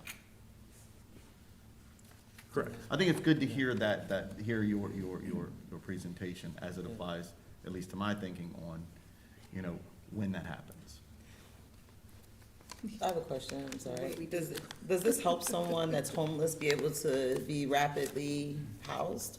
Rapid rehousing is a totally separate grant through the DHCD with the Homeless Solutions Program. So that funding will still be here, but it's nowhere near what the COVID funding was. Okay, And so that's a whole different. that's a whole different, yeah, I mean, we have several grants, and they're different responsibilities for each of those. The rapid rehousing, HUD has a different definition of homeless than the state, so there's a lot of caveats that you need to address, but there's not close to this kind of money. I mean, George, usually with rapid rehousing, we help for a month or two, maybe 3.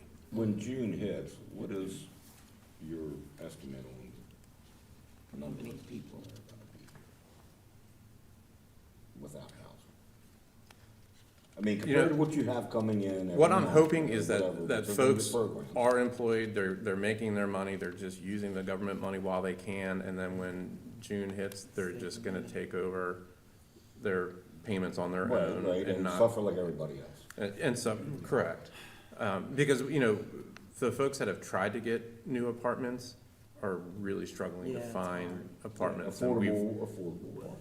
Or just anything. And we, you know, we've told them, like, look, you need to stay in Well, I'm your not talking place. for, you know, I mean, but Scarcity is an issue both with housing as well as apartments. And I just want to interject on that because, you know, so but the people are housed right now. at some point, You know, Well, I mean, they aren't That gonna, are I trying mean, to they're get this housed money. right now. there's a difference between housed and being in a situation, a good housing situation. You're not living in a hotel. You're not. Yeah, I'm so- not talking about. 'cause there- I'm there's talking a big about difference People there. in Stanford's rentals are housed right now, in his rentals, Correct. okay? So people like that exist all over the city, okay? They're in rentals, you know, I'm talking about that group of individuals, a part of which come and utilize your grant, okay? So when the grant money runs out, hopefully the people that we're discussing who are using the grant money have already figured out what they're gonna do come June when there's no more grant money.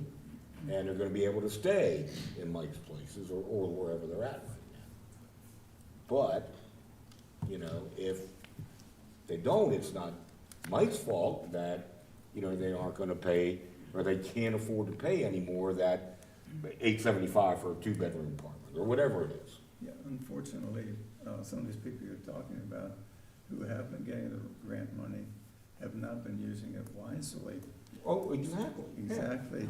So they are not looking towards June or whenever this is running out. Instead. They're in Cabo. Instead, they're buying big I wouldn't say screen they're in, I don't think TVs that's for very every fair. I don't room think they're in their house. Cabo. I think that, you know, I was talking about you. I mean, maybe, but, I mean, it is really hard to budget. It is not a common, people that make six figures don't budget their funding correctly. Let alone individuals that struggle paycheck to paycheck, may not be able to have transportation, have an unreliable car. I mean, there are situations with the individuals that Jordy is talking about that just because they have a two-person income doesn't mean that it's easy for them to budget into June. And I think that the problem is going to be that when it does run out, because we have had people that have not laid it all out, right, and don't know what's about to happen, that they're not going to be able to afford Mike's houses, and they're not going to be able to, not your, I'm sorry, not that, No, and so let's be clear, I've had 2 incidents of recipients from this program. And without detail of who or where, but, you know, the one's leaving, will be leaving, because of non-payment, after she has used her monies. right. You know, I work for other, so just to be clear who I am, my name is Michael Stanford. I am a member of the Landlord Association. I'm also on the Maryland Realtor Government Affairs Committee. I'm also a realtor and a licensed broker. So this is not just, this is real estate in general. So this is housing of all types. When I say that, because this is an issue across the board. In Maryland alone, the deficiency on housing is 84,000 units for purchase. So what's happening there is, so these 84,000 people who can't get a house because they're not there to buy are now renting longer or renting instead. So now we have the scarcity of rental units.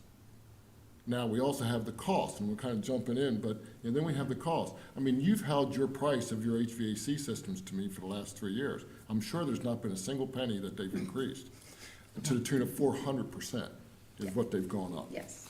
So 400% is my cost as a landlord or a property owner to replace an HVAC system. Gas from 2020, and these are off the state of Maryland's website, from 2020 to now have gone up 272%. So I have a 5-unit building that I manage. I have many that I own and manage, but one in particular, because it kind of fits the scenario best. 5 units, we provide heat, hot water, water, sewer, trash. They pay their electric. So that, 272% just is the increase over the last 3 years. Property tax assessment, 38% average. Again, via the state's website for residential. I would say on the investment properties, that's even more. I know on all of my investment properties, it's been, minimum was 59 all the way up to 72% increase. But that increase goes even more on when you're paying city rates, especially for a 5-unit. So that's 59% increase on what I have to, pay for my taxes. Material increase, as we just said, over 400%. If we can even get it. What are turnaround times now? I mean, 6, 8 months, that's come down some. But labor increase, your service calls. And I keep looking at you because, I know the business you're in. So, and I deal in that, I deal with, vendors all day long. Service calls doubled and tripled in cost. All of our laborers, we're talking median income. Those numbers I don't necessarily agree with, and it's not an argument, but, I have 2 young people that, live in an apartment. They both work at McDonald's, and their combined income is over $73,000. McDonald's, and they're not managers. They're just frontline workers. Mandates and upgrades to the properties, whether it be state, federal, city, smoke detectors alone. Several years ago when we had to update those to carbon monoxide detectors. No argument with the need for it and the safety. I'm just talking about the straight up cost. $50 it was more than that, but for easy figuring, $50 per smoke, plus the labor to go pick them up, install them, you know, so you're talking $400 or $500 a building by the time you're done. Interest rates on mortgages. Investment properties are at the max typically 5-year balloon notes. So they have to be revisited every 5 years. Well, on a 5-year, it's about, what did I put it here? I get ahead of myself at times, sorry. Interest rates have increased, so you're talking about, you know, $225 per month per $100,000 of your note with a 4% increase. So if you have a $400,000 note, do the math. It's $900 a month more I have to pay. Where is that money coming from? Electric, Scott, we never did get around to getting together to look at, you know, what the rate increases are, but we all know they've increased. Water, sewer, trash, we have the new, I'll call it for sitting here, the curb fee or sidewalk fee, whatever it is, that's been added, you know, going on. We have, and these are just natural costs that people don't think about who aren't in the business.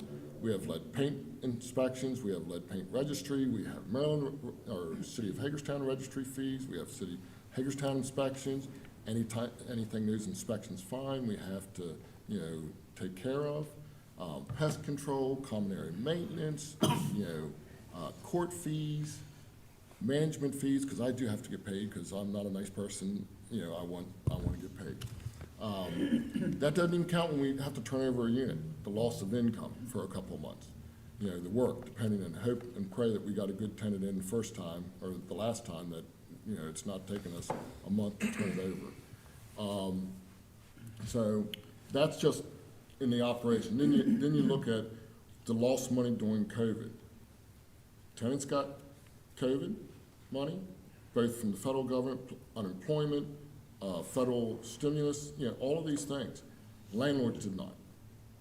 So if Bob Brucci was one of my tenants and refused to pay, I was not able to evict him. When the court system finally opened up and I evicted him, and he still refused to pay, refused to go to CAC, did it, who makes up all that money? That's a loss. It's called business, but it's a loss. It needs made up somewhere. Mortgages, we already hit. Upgrades of finishes and appliances and amenities to compete with the newer apartments. You know, again, this is core to Hagerstown. The stock, we have to update them if we want to compete. Sure. Now, some of those updates, we have to, when I say we have to eat, we can't really even get more money for those updates.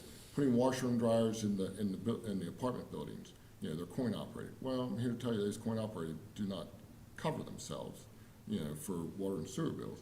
What they do is allow me to potentially, you know, entice a tenant to come in there versus going out to a place that have washer and dryers in the units. You know, so those are things that we can't even recoup on a one-to-one. But then there's the market. And then we have debt service. We got to pay our mortgages. You know, through all of COVID, not once did the bank say I didn't have to pay my payment. Not once. Nor did the federal government say, here, let us give you some money so you could pay your investment mortgage. And then last but not least, profit. You know, we actually. Funny little words, gotta be in I there. know, and we It is want a to. business. Yeah, and we want to, and we want to make a little bit. I mean, let's face it. I mean, now, and then, so all of these things, and here's the other one, and it's going to come even more now, which you're just starting to see. So a building, and I can use one I specifically sold. I sold a building, a 4-unit apartment building, with what he's paid for it, or the person who paid for it, who was out of town. You know, we sold 2 in the last, year and a half. What they paid for it, and what their debt service is going to be on what they paid for it at the height of the market, their rents have to go up. Not, gee, do they want to? They have to raise them in order to carry their debt service. Right. Doesn't matter how unreasonable I had been at the time. So, I mean, those are all the factors, that come into play that you don't get to see on the backside unless you really sit down and do what I do, which is crunch those numbers to see. I mean, I'm getting ready to do with all the new assessments that just came out, I'm getting ready to do the nasty, rent increase to cover that. That one building, that 5-unit building, it's $19 a month per unit, just to cover the assessment increase. Just that item alone. I did have a quick question. Again, I'm Michael Stanford. Jordy. Yeah, nice to meet you. Oh, wait, I thought y'all came here together. No. No, We- Scott set me up. Yeah, Mike, I thought the same thing. yeah. Whether they knew one another? No, well, we just came here to try and make things work and figure it out. But I did have a quick question. On your applicants, you have 3,744 applicants paid. Is that separate ones, or is that made up of, I know one of mine came back twice. No, that's for city and county, That's city and but county? that's just per household. Per household. So if they came back twice, that's not counted in there? No. Okay. But that's city, that was my second question. Yeah, I tried to In the break it up by and city, county. but they didn't collect Have the a way. data that way, so Okay, that's fine. I was just curious. I didn't want to go through 3,000 Oh. applications in a map. Yeah, and I mean, and right now, it just comes down to, for every apartment that I list, I have multiple people vying for it. I have real estate agents for the first time in years Calling you to find out. calling me because they have clients. Yeah, it's constant. Yep. I mean, that's, What's the worst, like, in June? Like homelessness, when you talk about the people not paying, like, what is like a number in June that, like, the people not paying their rent, if this question makes sense, that we could see be homeless? I asked that already. I didn't get an answer yet. I'm still waiting. Oh. I'm not going on record with an answer. Oh, okay. And I was just, well, I'm just trying to see, like, Yeah, I don't know. I'll have to take up for him there about not being able to give you a number. I couldn't because I don't do it, I'm not involved there. But what I can tell you is, of the two that I've had one applicant and two people get the money. One used it properly, one hasn't. So they're gonna be leaving, but why are they going to be evicted for non-payment when they are physically capable of getting a job and they refuse to do so? I mean, I don't think that's something we can solve. No, at that's this what I'm table. saying, that's why we won't know those 3,700, how many are so going to step up. I'm just saying from a government standpoint, like, we are already having homelessness, the people are on the street. And so, for perspective, like, what are we looking at that could potentially be the summer? And then what can we do to get in front of that a little bit? I understand irresponsibility, I understand people not doing what they're supposed to be doing, but unfortunately, that's not a good argument for me whenever people are coming and running down and complaining about homelessness, so, Well, part of it's gonna be straight up, where are the units coming from? Again, we have an issue with units across, not just Washington County, not across the state, across the country. Every report I get from NAR, which is the National Association of Realtors, that housing is an issue across the board. It's a As crisis. far as because of building that hasn't occurred because of material increases. We have housing projects waiting to go that haven't went yet. Yeah. Well, and we could see an increase in the workforce also, and there's not a lot of workforce type housing available. And with all the warehouses that are coming into town, it's just gonna add to the issues. The brights, and some of that is, so here's the difference, when the interest rate was 3.25%, you could buy a $350,000 home. At 7.25%, you can still buy a home. It's now gonna be about $260,000 that you can afford.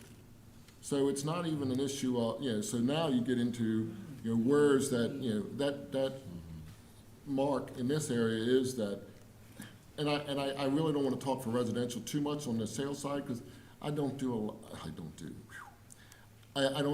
of the residential. I'm mostly investment, commercial, but, even I could sell houses last year in the residential world. And there was investors that were selling single families, and everything at that 250 and below mark were gone within literal days. Yeah, I mean, my 4-unit apartment building, it was 3 hours that it sold. and I had multiple offers with a backup, came the next day for even more than what the original contract we People want to be here. yeah. So, I mean, it's just there's a shortage of housing, and I don't know the answer as far as how many it's gonna be. I know we're gonna continually have a problem of people not paying. We have people who just don't want to pay. Yeah. Even if And it's it's not a 10 crisis families, until it's a crisis. Yeah, Yeah. even if it's 10 families, that's 10 too many. I mean, It- that's what I'm it is. thinking about, But like, I had a- maybe I I have shouldn't one- ask for a number, but. Yeah, I have one tenant who got back to work, went and applied for CAC, and this is not anything negative about CAC, because you have guidelines. Well, because he made too much in his new job, you know, but he was in the arrears so far. And those are the Cliff people we talk about. Yeah, he's in the arrears so far. Right. I can't say no, you know, we're gonna forgive that, because one, I don't own the property, I run it for someone else, and they need their money. Right. Because they have to pay the bank. Right. So,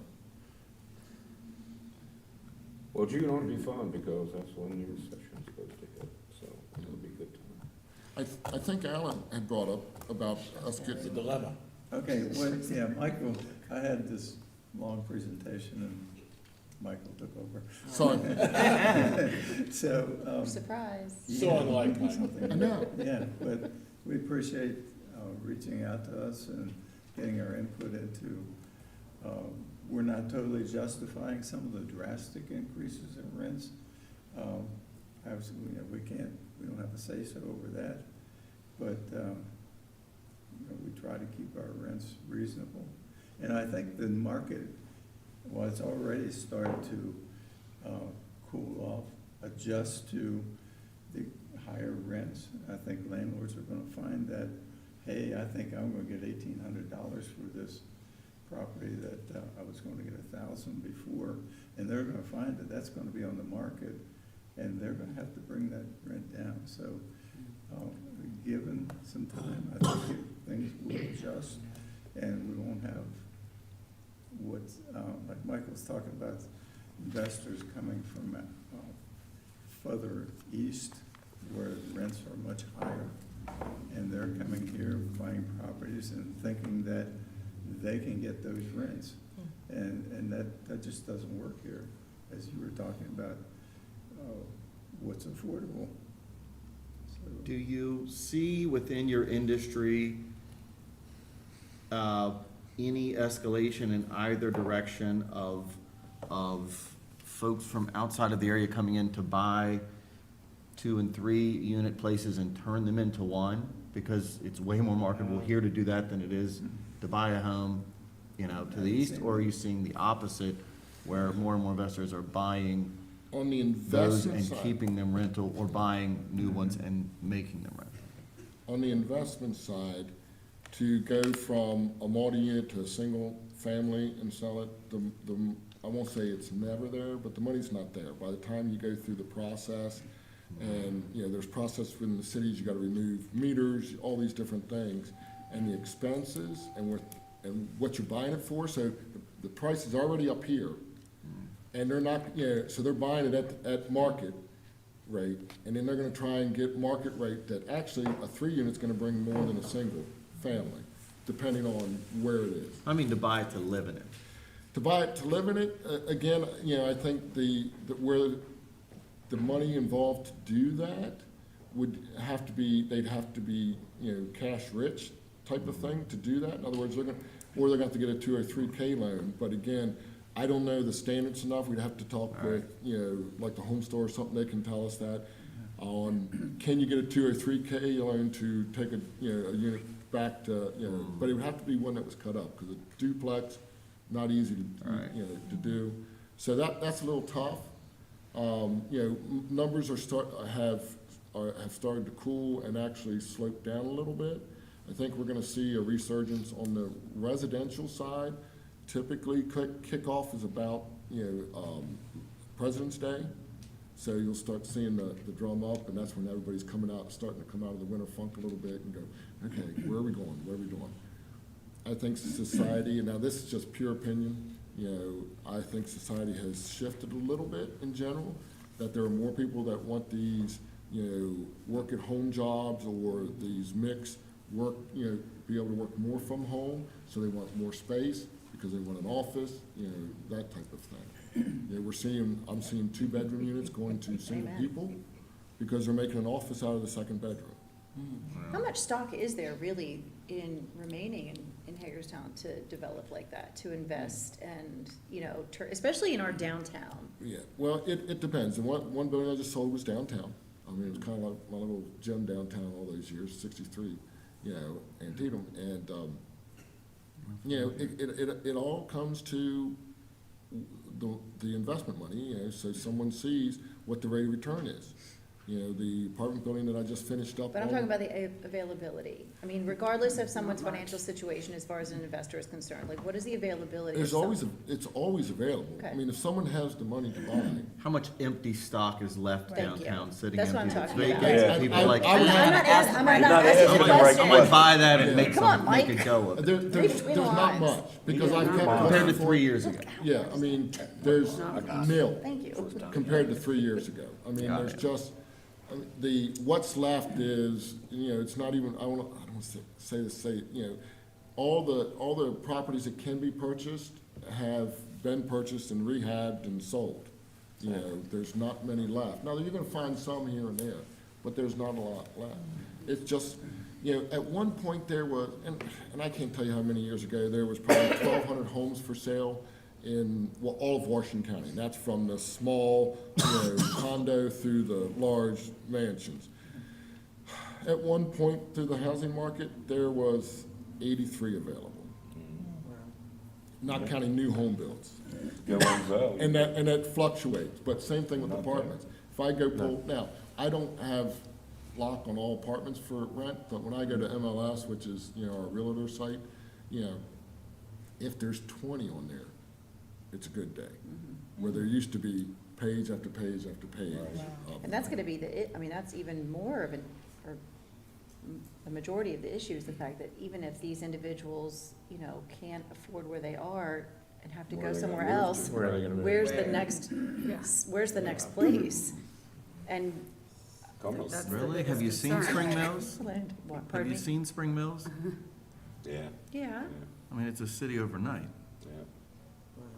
it is, but I mean, it's still, it's expensive there too. You know, if the money's not there, the money's not there for them. And that's not any of your fault, but. But I don't think. Go. Right, but that's where you see Something folks said. moving into hotels and places Right. where they really shouldn't be long-term, Right. but it's better than being on the street. Or they're paying $1,600. They're paying more for that than they would for a mortgage. Yeah.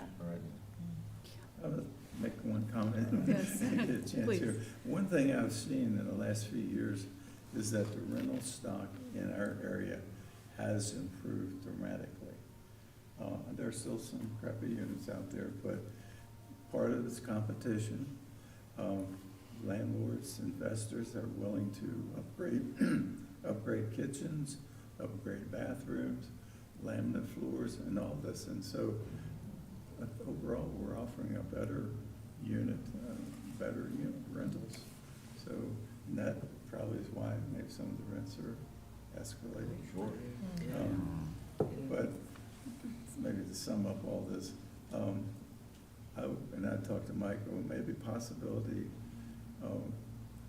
4 of us here and Scott could sit down and meet and discuss this further and maybe come back with our discussion of what we've decided or what, how we can move forward. So if you're agreeable with that. Well, and I think that's a great idea. And I would really like to see like the financial literacy component of this whenever these individuals go into CAC. And it's not just handing them, you know, like, here's your way of getting more money, but like, what is the we talked about a little while ago, the reentry Right. program for gatekeepers. And I know that you have a financial literacy program. So I'd be interested to see, Well, and like, the case how do we managers prop do this? work with them to say, look, this Okay. is what's affordable for you, and this is not. Yeah. And a lot of times, well, I want this place, well, And that's That's easy great, but- and that's easy for someone to hear, but for someone to go through the exercise and actually be doing it is two different, like, financial literacy ready kind of thing, in my Absolutely. mind. So we can't, while we expect people to have jobs and be able to budget and all that kind of stuff, doesn't always happen that way, so. Well, and fortunately with our other grants, the HUD fair market rent does play a huge factor. So, you know, if it's more than 30 to 50% of their income, we're not allowed to provide assistance. I would just like to see that in the plan that is presented back, because we can't just say like, here you go. I think we also need to include utilities with that. And we also need to include Sean Griffith from the Housing No, I thought Authority. 30% wasn't. It was my bad, Sean. What you had. The HUD has 30% including Including of the gross income. So we'll report back to you. Thank you. Thank you. Another work session, let you know. We'll come back with the cure-all. Yeah. The solution. Solve all the Thanks. problems, please. Thank you. Good luck. Thanks for joining us. Thank you. Thank you. All right, we have the Invest Hagerstown City Center redevelopment grant application for the Market House.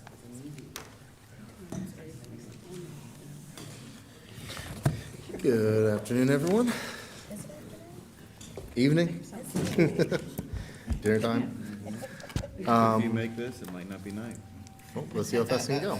So, here to go ahead and discuss two city center applications. I'm going to start with the first one for 25 to 31 West Church Street with Marketplace LLC. They are looking at redeveloping the old Market House property in order to put in a brewery, winery, cidery, distillery, and an event space, as well as utilize the parking lot to be able to hold different events for the downtown, such as food truck fests. I believe they're working towards different kind of running and biking events as well. They can start or end there, and just overall being a asset to community. They're also looking to help inject some more nightlife into the city as well, and essentially turn Hagerstown into a hub for the craft brewing industry.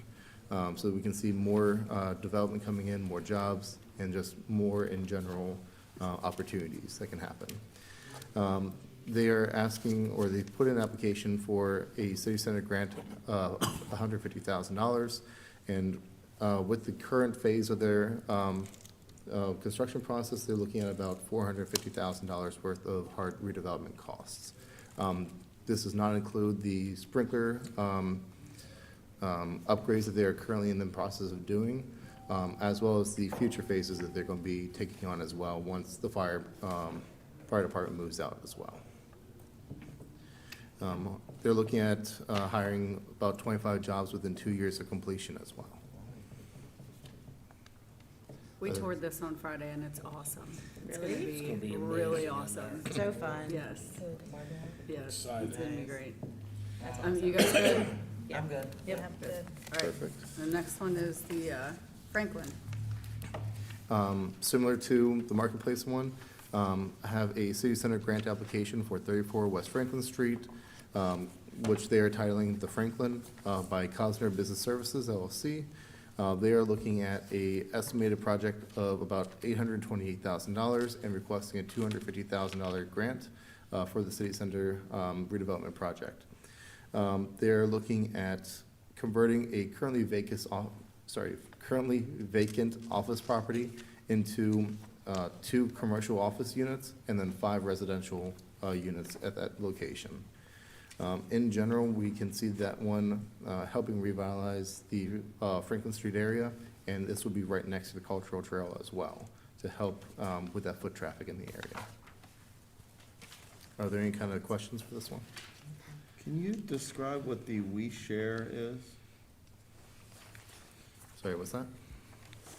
The We Share offered office on the second floor will enable tenants to conduct public visits outside of their private living spaces. Oh, yes. The shared So office space. essentially, it's their version of a community room. So it's going to be like a We Share office space. So instead of working on your laptop in your residence, you can just go to a shared office area. Like they can have a communal TV on their place, a little desk that people can just sit down at. So they're just not doing that at their house or apartment. So it's not part of the commercial. Correct. It's just purpose. a floor amenity. A communal area. Right. Yes. Okay. The 2 office spaces are on the first floor, one in the front stage left, I guess, and then one in the back area. That's kind of flush to the parking lot currently. Cool. Are you guys good? Yep. Any other questions? Thank you. Thank you very much. Thank you, Bruce. All right, review of the lease holdover for Department of Labor Licensing and Regulation. Good evening. So Maryland Department of Labor Licensing Regulation currently leases approximately 11,000 square feet at 2 to 6 North Potomac, which is the Elizabeth Hager Center, from the city. The current lease runs through January 31st of '23 at $15 a foot. We're currently in the process of looking to extend that lease for another 10 years by a letter of intent that you reviewed back in November. And the Department of General Services has requested an extension of the holdover for an additional 6 months. So in your packet, you have the original lease from 2007, the extension, and the original holdover request from the states, as well as the potential extension letter from the state that we've drafted. So we'll be looking to extend the holdover from February 1st through July 31st of '23 as we look to finalize a lease with the state. They get it approved. Yeah. Yes. Do you think the 10 years is too long? From the letter of intent that we reviewed for another 10-year extension? Yeah, do you think that 10 years is too long for what they're offering as it applies to how the core of the city's changing and the rents we expect to see over that period? 10 years is a long lease, but it is like an anchor tenant for the Elizabeth Hager Center. And we do have the property currently listed on the competitive negotiation sale process. So it provides quite a bit of rent revenue for the city in the property management fund. So having a long-term lease in place is helpful for that building. Okay. One in hand. Yep. Is good? Yes. Thank you. All right, MDE and Rural Maryland Funding. Hate saying this. And what is it again? Funding, rural. What, is that again? No. But MDA just keeps pushing the I don't reservoir know. cost up. It's hard to say.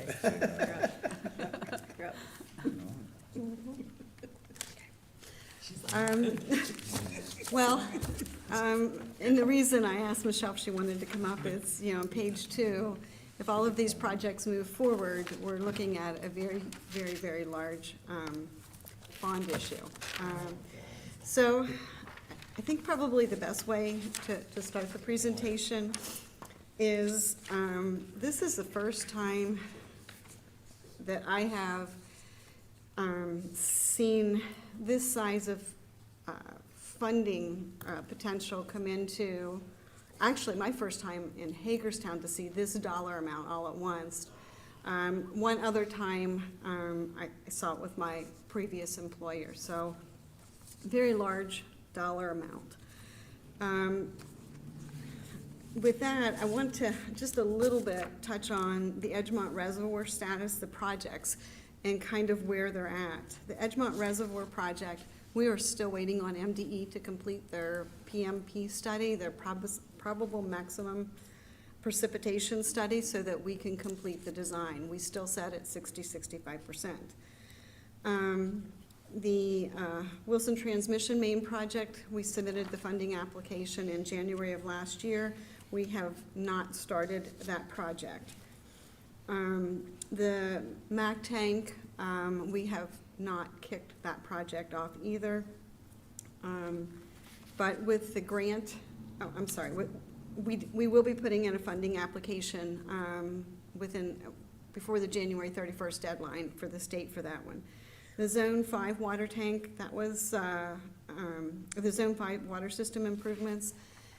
That was brought before Mayor and Council. That's a rural Maryland funding application where we received $500,000. We need to match it with $500,000. Expect to see the legal documents for that within the next couple of weeks to a month per the email we received.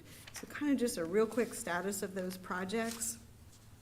So The other thing I wanted to touch on is, Pump Station 33, Pump Station 13, both of those, Pump Station 33 design is underway. Pump Station 13, we're waiting on ARC.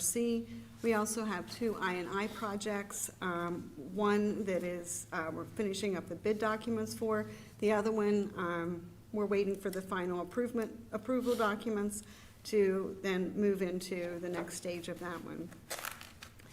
For coming up in the funding applications that'll go in January, before January 31st, will be a lead and copper rule compliance funding application. Deadline to have that program to meet the first MDE requirement is October of 2024. We're also putting in a funding application to address the screening issues at the wastewater plant, as well as some chemical upgrades that will allow us to hopefully do a better job with phosphorus removal. So just a little bit, kind of a very quick, but a little bit of an overview of those projects. The ask for me is are you ready to move forward with these? Do you want us to start the engineering process? It's a large dollar amount, and I can't talk to the bond issues and that sort of thing. This 22 million that MDE, the 18.75 and the 4 million, it does not include the estimated 10 million if we should move forward with the Zone 5 tank, so you would have to add that to it. It also does not include any improvements to the wastewater plant associated with additional phosphorus removal. I don't have an engineering estimate on that. The transmission mains, if we kick that one off, you can see by the funding dollar amount, we're looking at a fairly low funding dollar amount compared to what we ask. So we would phase that project and continue to work our way out from the plant towards Williamsport. So this is a lot of money, but there's additional projects in the queue, and that doesn't include general fund projects. So with that, I'm going to turn it over to Michelle. So just to keep in mind, any of the information that's coming through MDE, we will, whether it's an MDE loan or an MDE loan or principal forgiveness, whatever they want to call it, we will have to go through a complete bond issue. It's not as much of a lift internally on staff as it is when we do a citywide normal governmental bond issue, but it is still all the same processes, all the same paperwork. We still have to contact and work with our bond counsel. That being said, whenever we do any of these through MDE, they use all of our tax exempt bonding statuses first. Like you, bank qualified that you can do in a year is like 10 million.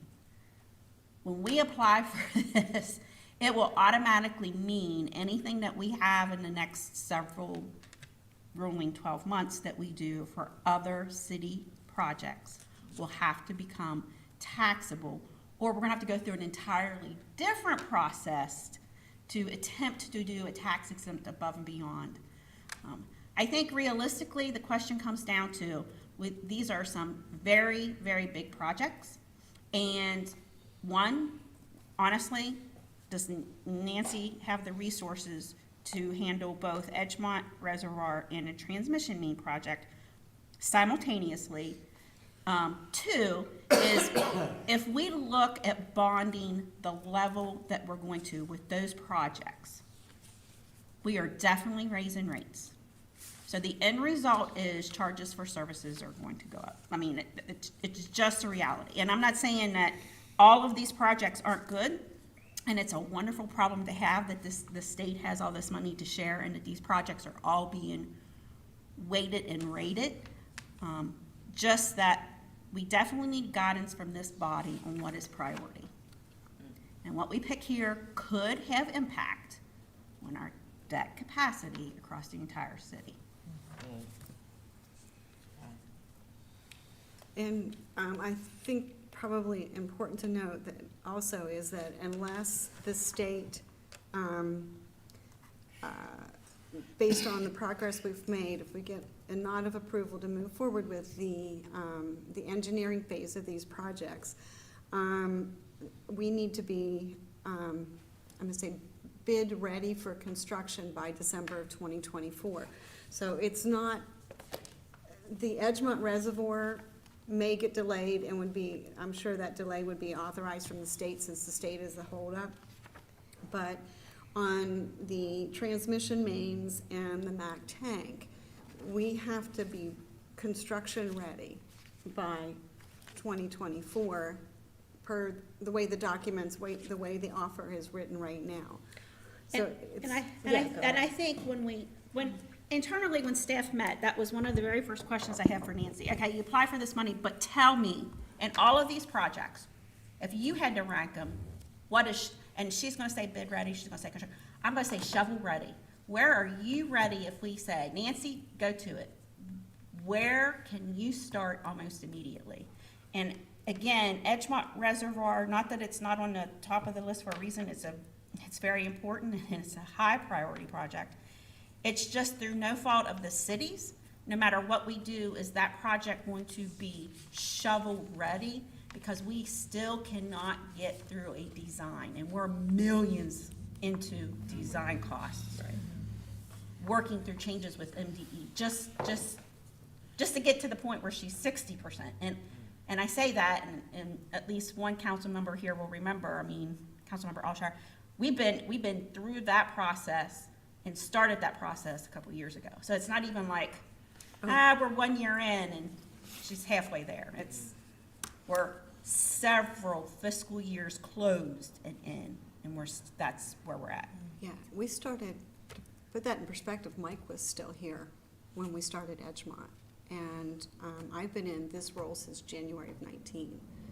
And we still are setting at about the same place on Edgemont. I probably should mention, I don't know if anybody listened to the county commissioners meeting.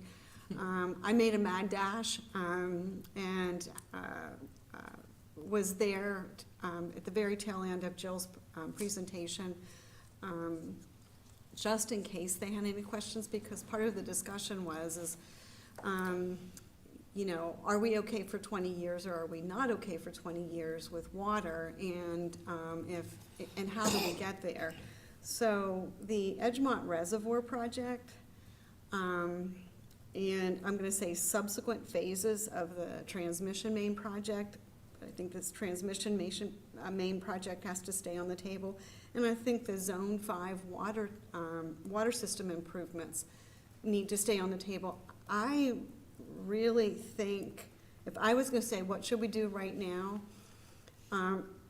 what can we reasonably do, I'm gonna say the transmission main project, and the reason is that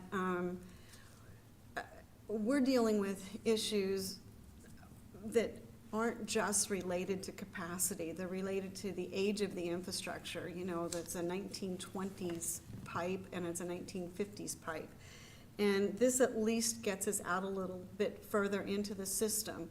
But I think too, we need to incorporate these projects into our discussion with the county and say, okay, county, you're looking at a 20-year window, you're looking at how are we gonna modify the UGA, how are we going to serve this area? And the big picture is that for the transmission mains in Wilson, to do the transmission mains all the way in Wilson, we're looking at between $80 and $100 million.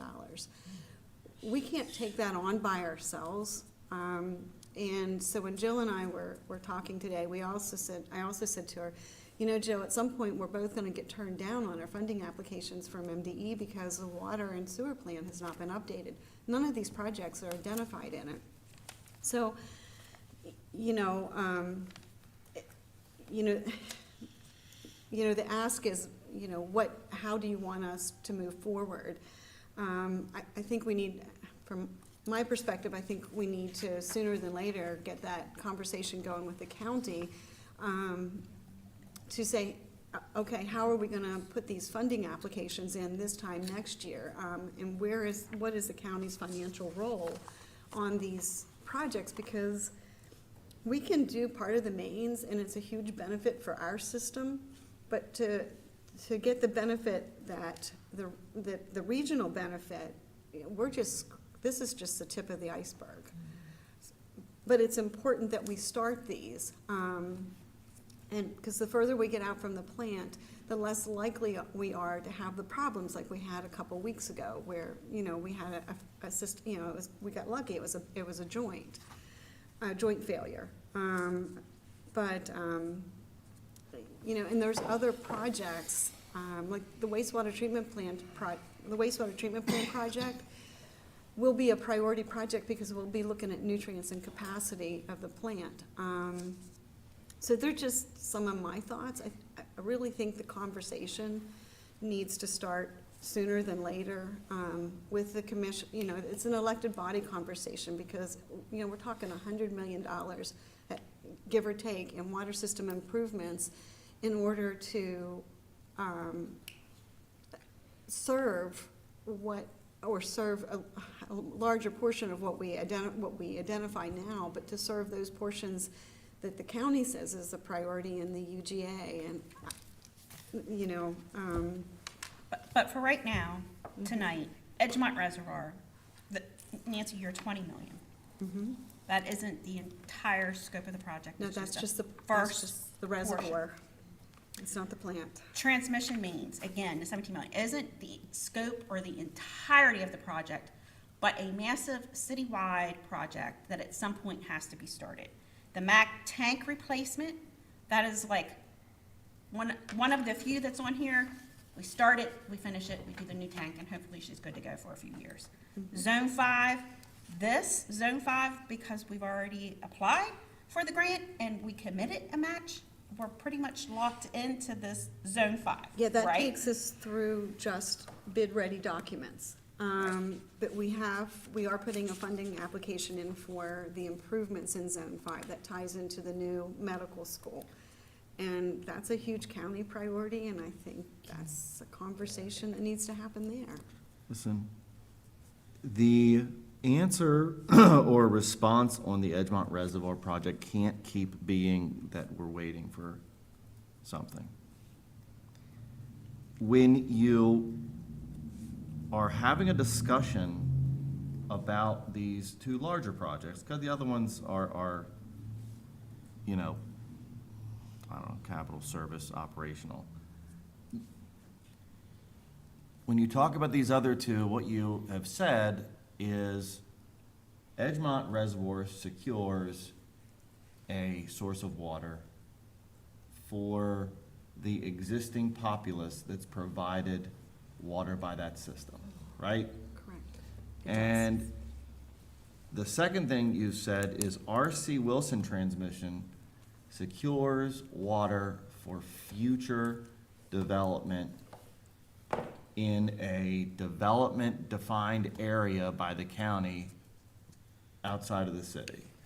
Some of it definitely helps us as it applies to the existing system supply, but a lot of it is what's gonna be developed down the road, right? Correct. That's correct, but the transmission main project, also we've been putting that off since 2006 or 7. Has the land developed that needs it to be there? The issue's not, for the first phase, how we would phase this project, the issue is not development, it's aging infrastructure and our ability to minimize, or I don't know that you ever eliminate interruptions in the system, but, you know, those mains are getting, they're a fair amount of age. When we get beyond this initial phase, then yeah, it's for development that's yet to happen, but we have to get out to, we need to get out to Clear Spring Road so it takes some of the pressure off of the plant. Okay, but wait a second, Nancy. Come back to that one for just a second.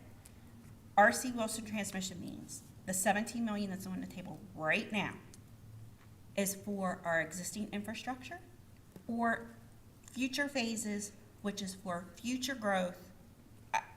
I thought originally we were talking about the 17 million was not necessarily for that. Eventually, we have to get there, and we know that, but This- that's not what this was for. What we I had just talked wonder- about, and what we were looking at is based on how MDE funded this project. 2.5 million in MDE loan and 2.5 million in the bipartisan infrastructure bill, is that we would work with MDE to do an initial, actually be a phase two, because we already did 450 feet of parallel pipe coming out of the plant as part of another project. So we would scale the project down from what we submitted in an effort to get out towards Clear Spring Road. And just based on the funding amount that they put in there.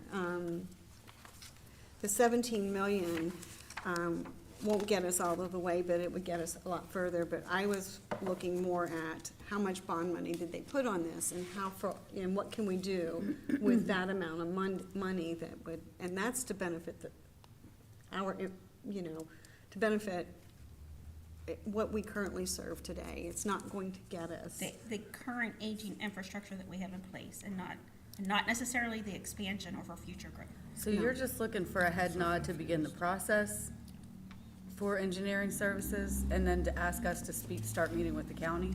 Is that?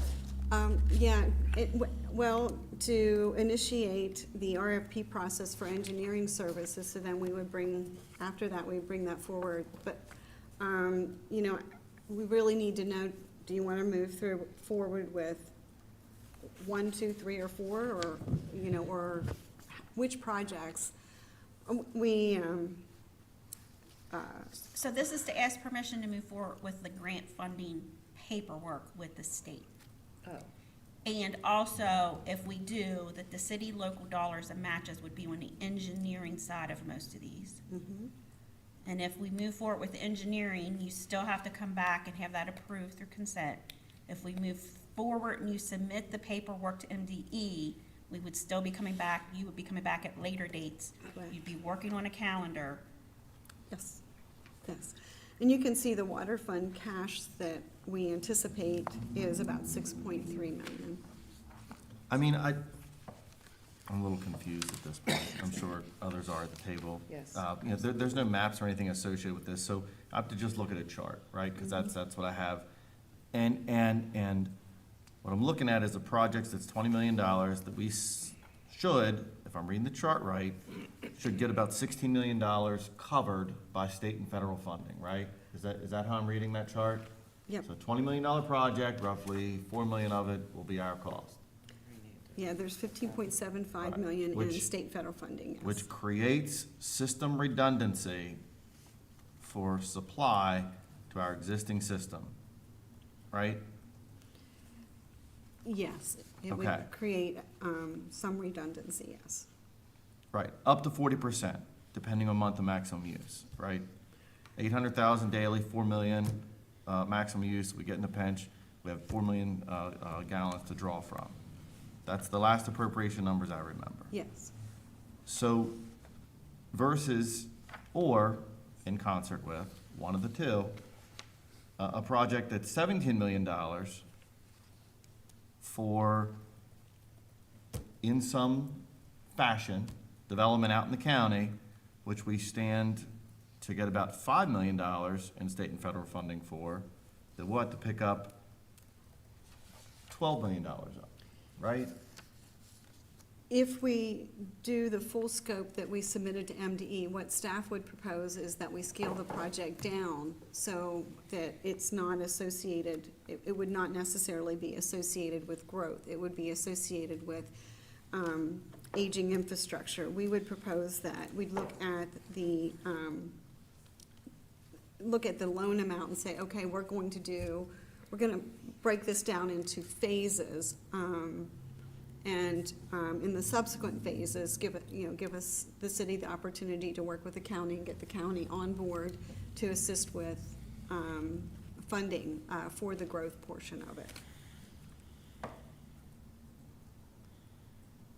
what I presented was the entire funding packages that MDE, what they gave, you know, what they said is, okay, here, you're ranked and rated, and, you know, this was, you know, the third column over, funding request is what we said, we would need, and then the last column is, what they said that they could potentially provide. So if you look at the R.C. Wilson transmission main project, what they've identified that they would potentially provide in the form of a loan, initially, form of a loan is $5 million. So that's a project I would scale back. And when we do that, we scale back the water fund cash too. Yeah, I understand.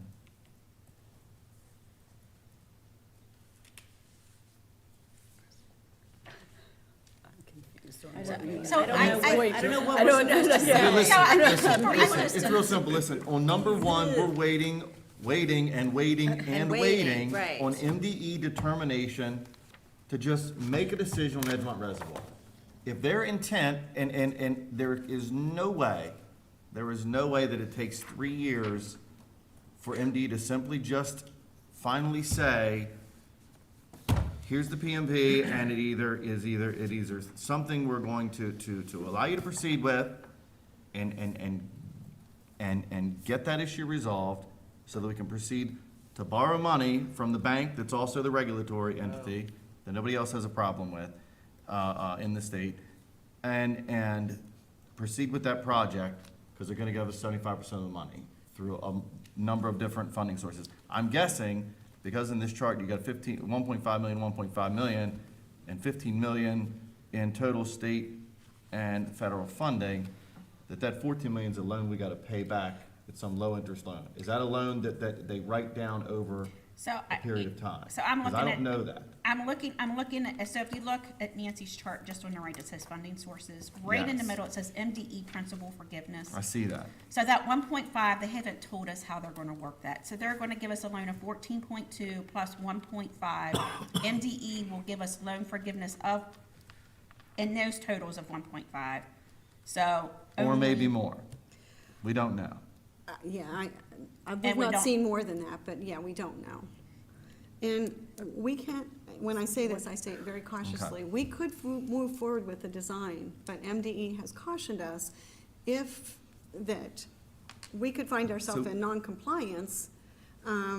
So, you know, it's, when we're done, if in fact what we construct isn't consistent with the PMP. Which is why I said we need to put that issue to bed. We need to put whatever people it takes from this table to meet whatever people over in the MD's table, you know, to come to that determination.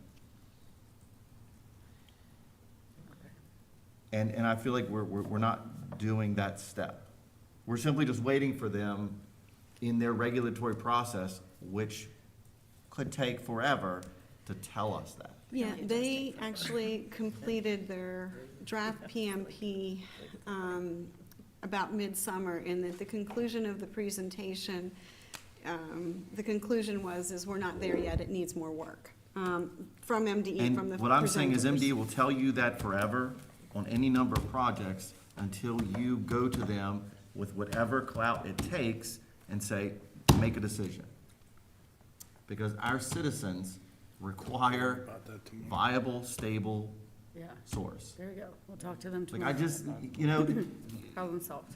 Yeah, you know, talk to them tomorrow. 18 months, Wasted delegation. mother, to get an appropriation re-up. All I'm saying is, What do you we need can't from allow us? that to happen. To me, it's sort of like the epitome of when Governor Hogan said, you know, everybody's sort of, the state level's continuing to work from home, you know what I mean? And not just deliberately get done the stuff that needs done. And do we lock up, we do that first, and we lock up all of our 10 million in BQ. And I hear that. Tax exempt. And from what Nancy had shared with me, this 20 million isn't the entirety of the project. It was just the portion of the project for which they initially told MDE they want it funded. So we'd still have to, And it does not include the Breckner plant. So do you want to go ahead and do make the transmission main project a priority? and we'll try to deal with MDE. All I'm saying is we need to get an answer to that, because if it's not, and the state says, you know what, this 100 million gallon reservoir you've had up on the hill for 80 years that has provided stable, reliable, clean water redundancy in your system as you grow east toward it is no longer allowed to be used, you know what I mean? Just tell us. Then at least we have that answer so that we can just say, okay, well, then we gotta go suck more water out of the Potomac. Right. Yeah. And we gotta build on the east end of town what we have on the west end of town, so that when we go to put a fire out in a house that's on fire, we have the ability to do it. And do we think we'd get far enough along with them that that's where we wanna put it right now? Or the transmission mains? And with the transmission mains, it is a citywide project, but Nancy should be able to, and they've done it in the past, is to portion that up so that it's different portions. And you had told me it was replacing existing infrastructure, it's to help with some capacity, it's to help with some other things. And eventually, as we move, it's gonna help in the growth areas. Eventually, Are you guys yes. good with that? But Yes. Got it. If the county wants to pay the freight for access to that But that, capacity, sure. but that moving forward with it being 5, it doesn't lock us into doing 80 to 100 million. Right. I'm kind of like Edgemont Reservoir, I don't want to use Scott's famous analogy, but if we move forward right now with Edgemont at this level, there is no going back. Right. And I'm not saying that we're not ready, I think that it's still a priority project, I'm just not sure if that is where we are currently ready to go. And then Mac Tank, do we want to replace the tank, yes or no? There's been some repairs and If the and state things. wants it to sit up there as a pond for another 20 years, and then we revisit it when we actually need it 20 years from now, and it costs 60 million to do instead of 20, But then, I guess that's what you do. I think if you replace a couple of because there's money available and there should be this level of funding available for the next 5 years, that as long as we have the commitment of this group and this body, we move forward with some of the other things, but at the same time, start reaching out right now so that this level of administration can have those talks with the state, so that we're ready to go when they open up the grant application. I just think that we're under this misnomer that if we go do these transmission lines from the Potomac, that's gonna solve our capacity issues. And it may solve capacity, but it is definitely not going to solve pressure issues. It So we're doesn't. gonna have to spend money. What did the tanks over in the West End cost? 4 million apiece? Oh, no, All I'm saying is. 6 million apiece, Right, so yeah. we're gonna have to spend, $12 to $20 million over there building, a separate man-made structure somewhere else over in that area to literally do the exact same thing, just with the dependency on a single water source, in the opposite direction. One of the things that the transmission main project does, well, first and foremost, it will not address a long-term capacity issue because of the hydraulic capacity issues at the plant, specifically the clear well. So we can't address, so that won't, it's not a long-term capacity. What it will do is if we get the 36, at least get one of the 36-inch mains out as close to Clear Spring Road as we can, then if we have a main break, we can operate, if we have something happen on a transmission main, we can operate those valves, isolate one, and have a high likelihood of being able to still supply the system with water through 136. Which right now, there's locations in the system, depending on where it happens, we can't do that. We're down, we can't push water out because we have both mains isolated. So it does give us some flexibility that we don't have now. This is, the capacity for future development also requires, that's why it's a $100 million project. It requires a huge water plant upgrade in addition to the total transmission main project. This is just the first step.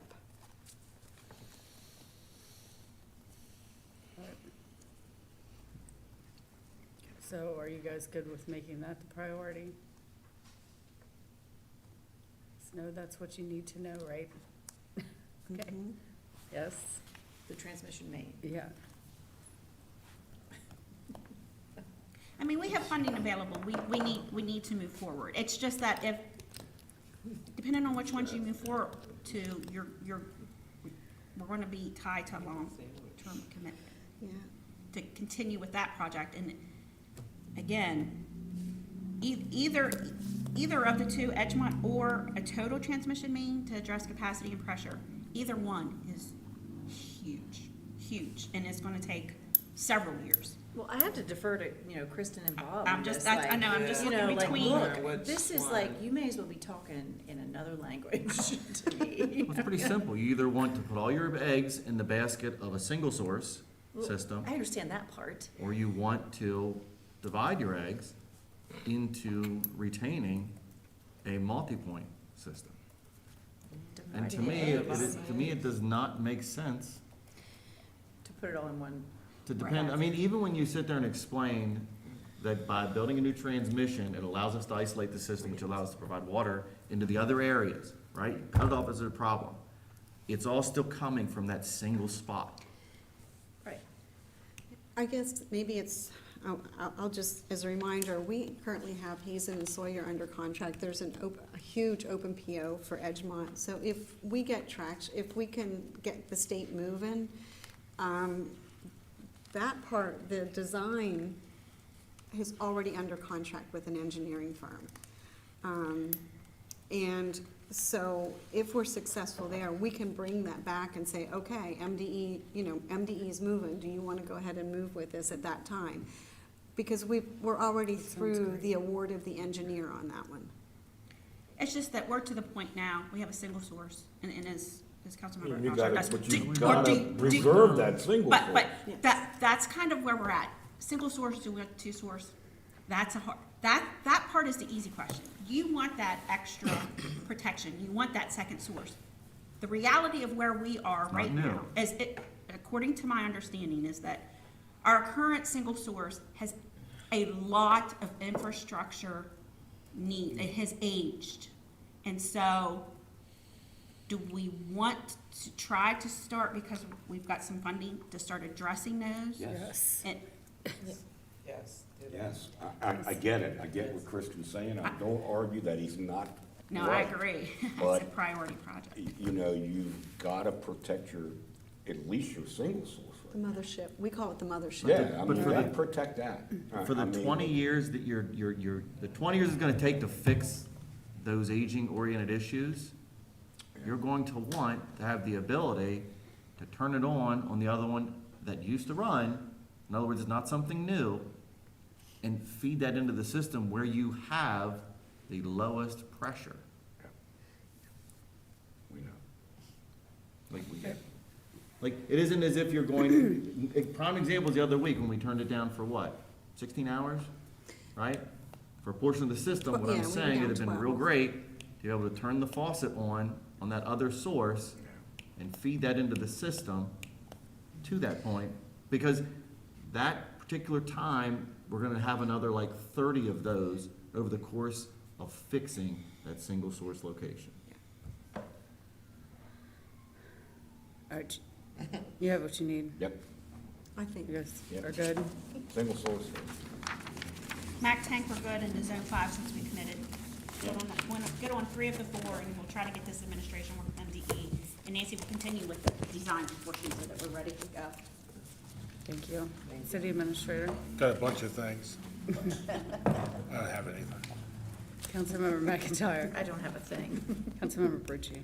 I just want to send a huge thank you out to the University Systems of Maryland downtown for allowing us to borrow their American flag last night for the MML dinner. It was much appreciated, so.